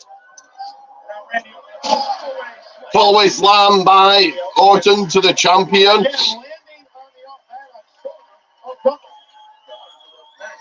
Randy Orton in the process of executing that fallaway slam. Again into the cover for the world championship. Gunther again kicks it on. Remember, there's a lot of miles on the clock of Randy Orton. We've seen this guy for years and years, one of the best, putting his body on the line, ending up in hospital, ending up in surgery. One reference, please, to an issue with the neck briefly there. It's a year and a half of his career. Told me he never thought he was going to make it back. He had to have some experimental type of surgery in order to just get back into the ring and be in this condition tonight.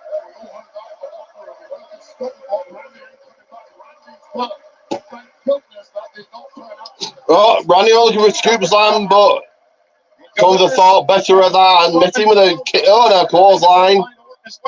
But every time he delivers one with that bad right arm, doesn't have quite enough behind it. And again, see, just not quite enough power that Gunther's used to when he delivers that clothesline. That is a devastating blow that Randy is eating. It's just not 100% of what Gunther can usually give you. Right, Randy staying on his feet. Gunther that runs into Orton again. And Randy with a clothesline. And now goes Clothesline by Orton coming back into it here.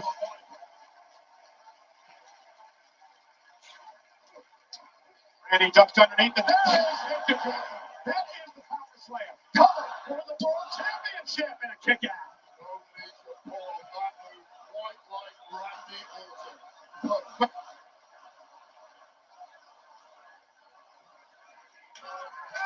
Both men are down. Orton, Gunther, world heavyweight title on the line.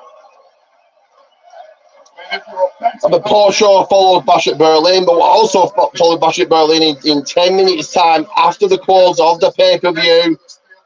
The Reigning Rock Podcast, episode 31. That is episode 31 of the Reigning Rock Podcast.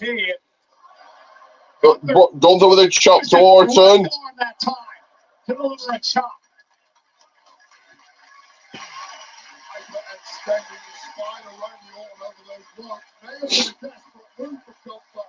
You're trying to get out of harm's way, but it's hurt the viper. And now Gunther realizes he's got to pull off the stops here. He's got to change his offense up a little bit.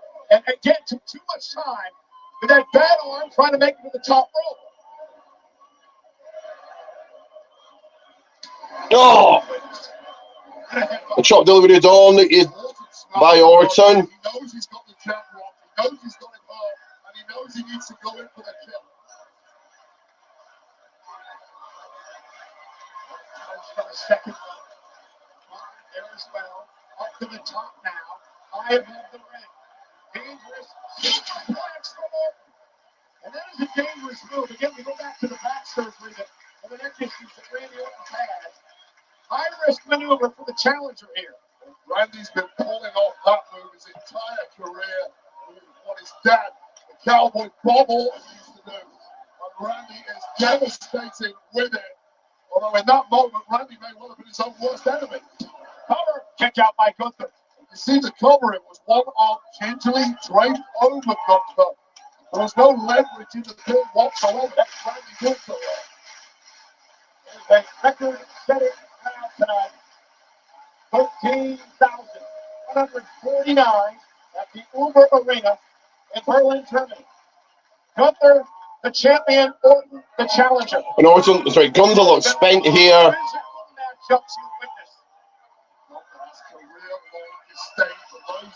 Don't meet his high standards in that ring at this stage. Other opponents tonight against Randy. Gunther and that is safe.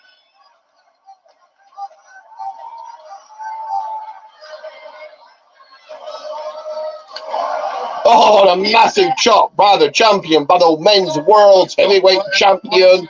Certainly, Orton is aware there's still fight in the champ. That uppercut. And Gunther with a chop. And from Randy. And Gunther. And Randy. Every time Gunther throws a blow with that right hand, right there, see? Fighting through the pain barrier. Gunther with an injured right hand, but fighting through the delay. And now Orton taking over.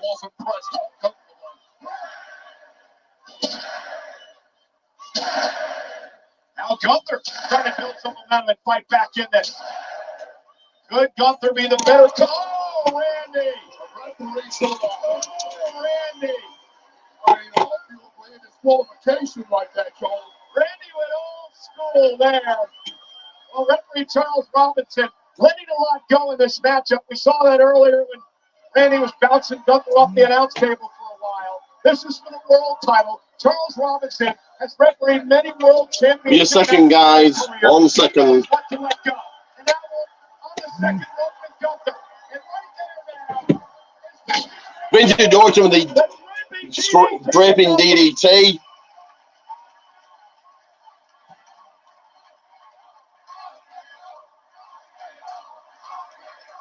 Fans chanting live for the RKOs. You get a shot at the World Championship right there. Randy's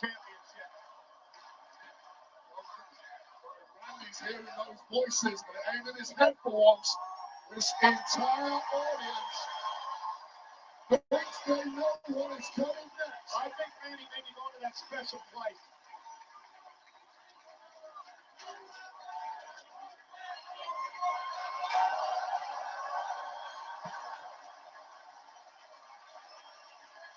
Bearing down the world title.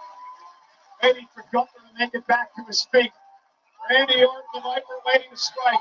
Give me a second of your phone line, Fraser. Give me a second. 1 second.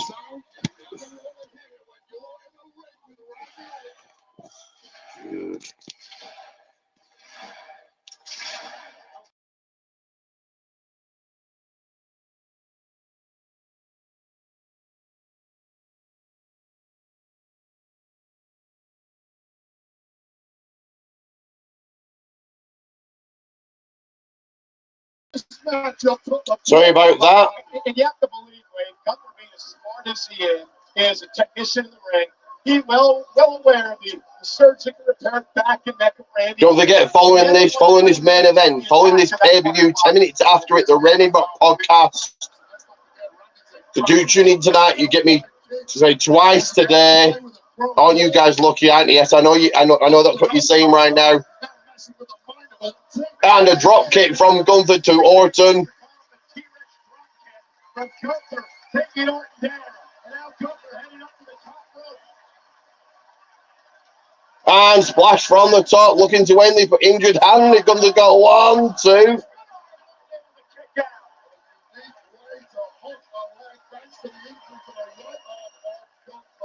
Once again, Gunther stringing together high impact moves like this splash immediately after the drop kick. It's part of why Gunther has seen so much success in that ring, in the UK ring. Changing the game before our eyes. This is what you do to yourself. The battle for a world championship. And you have that opportunity in your career. Leave everything out there that may never come to you again. That's it. You always think as a competitor there's going to be more. Sometimes it just ain't the case. And who knows how much longer Randy Orton's career is going to last. If he's going to break any record, we need victory here. Cannot give up. And Gunther Billy coming in from the Gunther down, looking to put this away by a powerbomb. Yeah, Orton's going to fight out. Again, the arm gave out. The arm gave out, and Gunther was not able to deliver the powerbomb. It's a signature maneuver from Gunther, whose mind is now whirring through. What else have I got? Oh, and a big clothesline, knocking down Orton. This could be it here. In this matchup, a clothesline delivered to Orton. And Gunther's been great being able to change his offense on the fly. And again, he's going to try maybe for a powerbomb here, Wade. Changing up the technique. Looking for it. Well, that's 270. Tombstone or Orton fighting back down to the mat, not letting that happen. Heavy body with two gun hands. With one ruined arm, perhaps no chance. Does he have anything left? Can he dig down deep? Does he have enough adrenaline to get Randy Orton up? Because that powerbomb would be devastating to the back of Orton. And it's a rare procedural tactic. Orton hooking that. Orton hooking Gunther's leg, stopping the attempt of the powerbomb. Has to move on. He's being stubborn. Randy Orton power his way out of this. Has Gunther on his shoulders. Gunther lands on his feet. Now the power of Gunther. Powerbomb. That won't be here now. Okay, 1, 2. Orton kicking out, getting the shoulder up. Mistakes. He made me eat my words. My bad. Gunther knows best. This man knows what he's capable of more than anyone else. But what's that in last-ditch effort for Gunther? Did he put everything into that power bomb and Orton was able to kick out of? It was a kick out from Orton, but Orton has barely moved since. He is right for the pickings now, Cole. And even if Orton does survive in this match for now, for how much longer? Gunther believes he's closing in on a victory. Soul destroyed for Orton. You think you've damaged that arm enough that he cannot pull off the powerbomb. He proved you wrong. He's not as hurt as you thought he was. And Gunther Power no, did it do? Orton stopping him in RKO. Boom. Gunther's going to get his foot on the bottom rope. No, he's not. 1, 2. Oh, Gunther kicking out this time.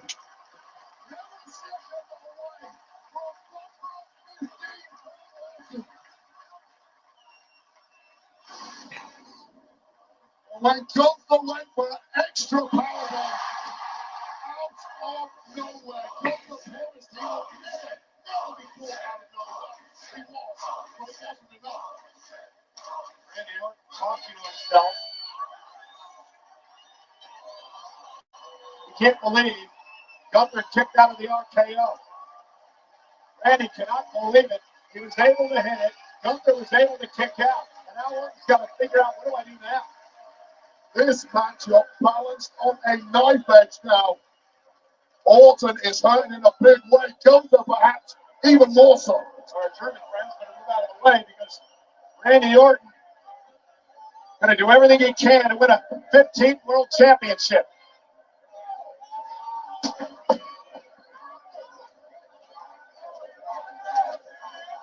Both men have been physically destroyed, devastated. Even without the pain factor, which is obvious, just the sheer exhaustion of carrying these massive frames around for the past, 20, 24 minutes. Clearing the German announce table. I wonder what Randy has in mind here. Gunther is really hurt. He still hasn't recovered from the RKO. Randy Orton now with steel steps. Now, we know Randy can't use them as a weapon because he'd be disqualified. Orton thinking something with his steel steps here, perhaps a super RKO. Down heavy steel steps. Gunther rolling out. Having a lot of energy just moving them around. I don't know how much energy Orton has to waste at this point in the matchup. They better turn around because Gunther just is falling out of the ring and it's right back at fighting Randy Orton again. And now Gunther bouncing Randy Orton off our announce table. And now Gunther trying to take control. Orton in control now, Gunther in control, bouncing Orton's head off the steel steps. Off the announce table, and oh no! Dumped back. First is the champion on those steel steps. Pick up from Randy, knowing full well the spine of Randy is hard, but Randy gets deadly, muscling him up. No kick whatsoever in steel.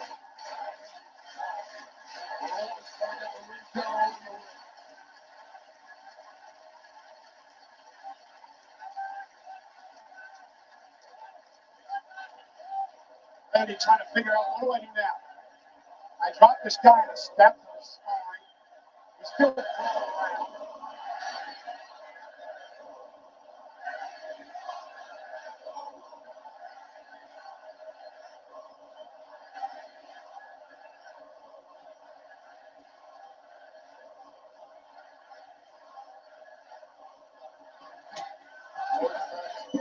savage. And if Orton has anything to do with it, it's going to get a lot worse for Gunther. Well, Gunther, trying to get away from Orton, rolling under the bottom rope, and what that did was force Charles Robinson to stop the count lane. So Gunther inadvertently may have hurt himself there. He could have picked up a count out win and kept the title, but I think this Orton looking for someone here sitting the other half of the steel steps at the side of the announce table. You don't have all the mental backwards right now. You're not thinking clearly. You've been put to the first 30 times by Randy Orton. Blame my girl for having about 20%.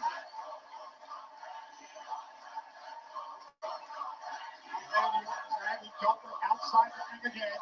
Randy Orton, what is he planning to do? Kick out of Gunther, bounces it right off her announce table. Gunther. Orton breaking the count, very wise, breaking the count here. Bouncing Gunther's head off the announce table. Tugging his arm once again here, maybe. That is not the bad arm. Now he has the bad arm. The right arm bounces Gunther off the steps. And again. Head first bounce off the steel steps now. Randy Orton has turned barbaric and sadistic. This is just turned in. This is full out of sight by Randy Orton.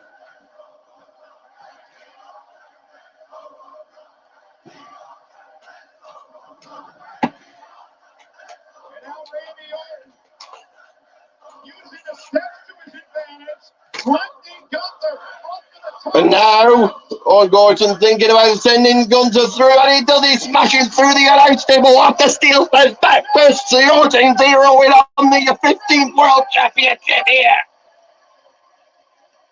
You gotta get him in the ring, Randy, to win the damn title.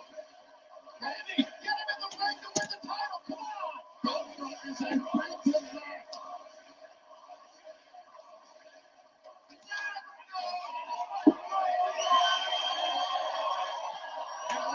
Randy Orton taking time to pause here.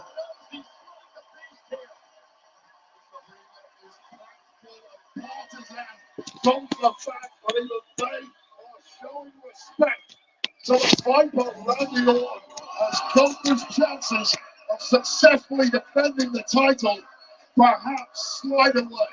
And again, yeah, I really got to give the official credit in this matchup, Wade. Because Charles Robinson, understanding that this crowd is here, capacity crowd, record crowd, he's letting these two fight, letting these two beat the hell out of one another in what has been a great main event for the World Heavyweight Championship. And now, Orton dragging the champion back in the ring. nobody wants that today, especially not Randy. We want a conclusive victory one way or the other. And you're right, credit to the referee. And now Randy back into the ring. Measuring Gunther, the world champion.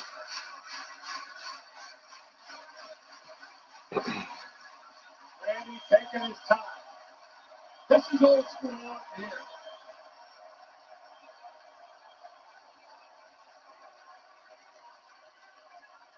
Randy wanting to psychologically batter his opponent. Orton now looking for another rock here. To put the champ away. Orton. Look, it's pushed off. On the spine of the Viper, who perhaps took a little too long. Getting the ring general back in there. And now got the sleeper. Sleeper locked in. Sleeper to Orton now. Panic in the eyes of the Viper now. How quickly the tables are turned. Randy went for the RKO. Gunther shoved him away. Saw his opening. Pounced on Orton, who was feeling the back pain. And now the sleeper's in. The sleeper is locked in, and Orton has to hold that right arm of Gunther. Isn't tight enough to lock it in. The injury issue on that right arm isn't loose enough to get it. Trying to do what he can to break the sleeper. Gunther's got it locked in. Gunther's got the sleeper locked in. Orton fainting here.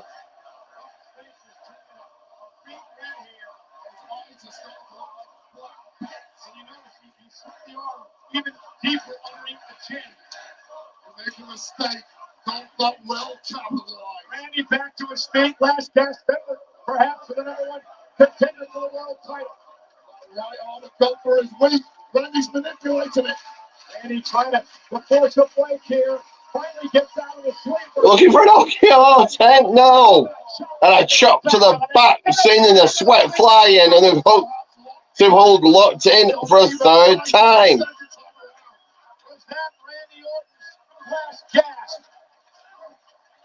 Desperately trying to fill those lungs with oxygen and capable of blocking those shots to the temple lobe. And the sleeper again, Randy Orton. Home from the mouth. Gunther locked in. Randy trying to escape. One more time. One more maximum effort. With Gunther up on his back. Orton carrying Gunther now. Ugh. And he finally does. Finally, blood of oxygen return. Gunther with a sleeper again. And now he's got his legs wrapped around the waist. Randy's got nowhere to go. You don't recover from a sleeper in a matter of seconds. It takes minutes. And Gunther, look at the well-placed elbows to the throat of the neck. And again, back into the sleeper. He's got Randy wrapped up like a constrictor around the neck and the head and the waist of Randy Orton. Orton may be fading here. Randy Orton may be fading. For God's sake, you don't think we're all about to tap out. Well, look, he's in a faint here. Passing out. And still your world heavyweight champion, Gunther.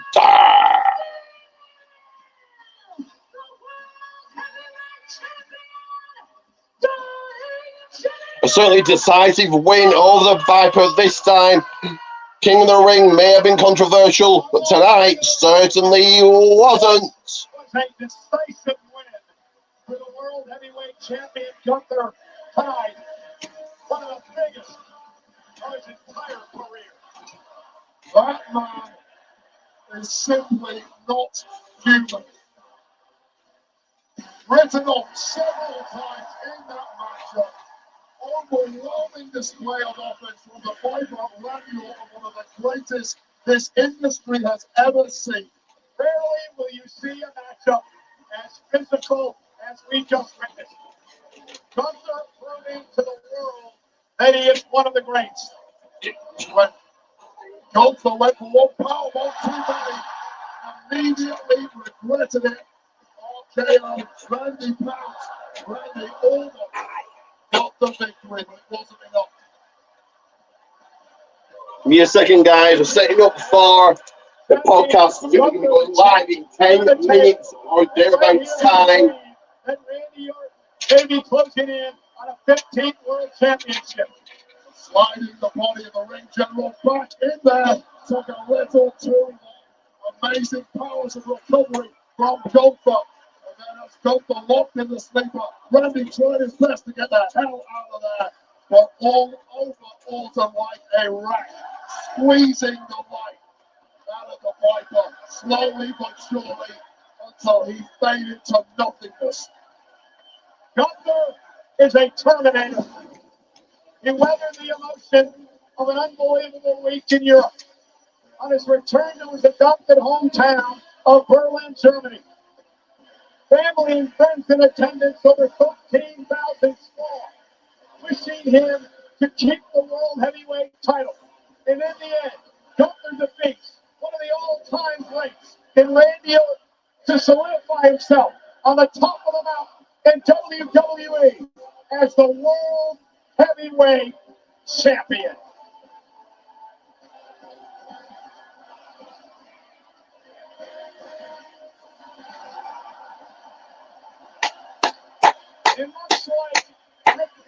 Handshake at the end. Sportsmanship shown. Much like Randy Orton does to Gunther tonight. Gunther is the future.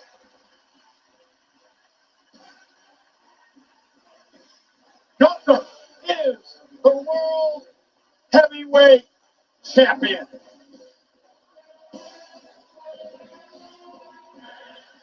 It is time now for the best in Berlin post show. Here is Jackie Redmond. Cole, thank you so much. You said it. And still, the world heavyweight. And as the post-show for Match at Berlin begins, I'm going to give it a very strong Silver Plus good pay-per-view, but in like 10 minutes, 10, 15 minutes time, back here live for the Reigning Rock podcast, as we break down all in, as we break down Bash at Berlin, as we break down Raw and AEW and SmackDown and all of that. So I will see you guys in 10, 15 minutes or so. Like and subscribe, and I'll see you guys very, very soon. Because remember, if wrestling is a game, excellence is the name, and I am Ricky Goldman.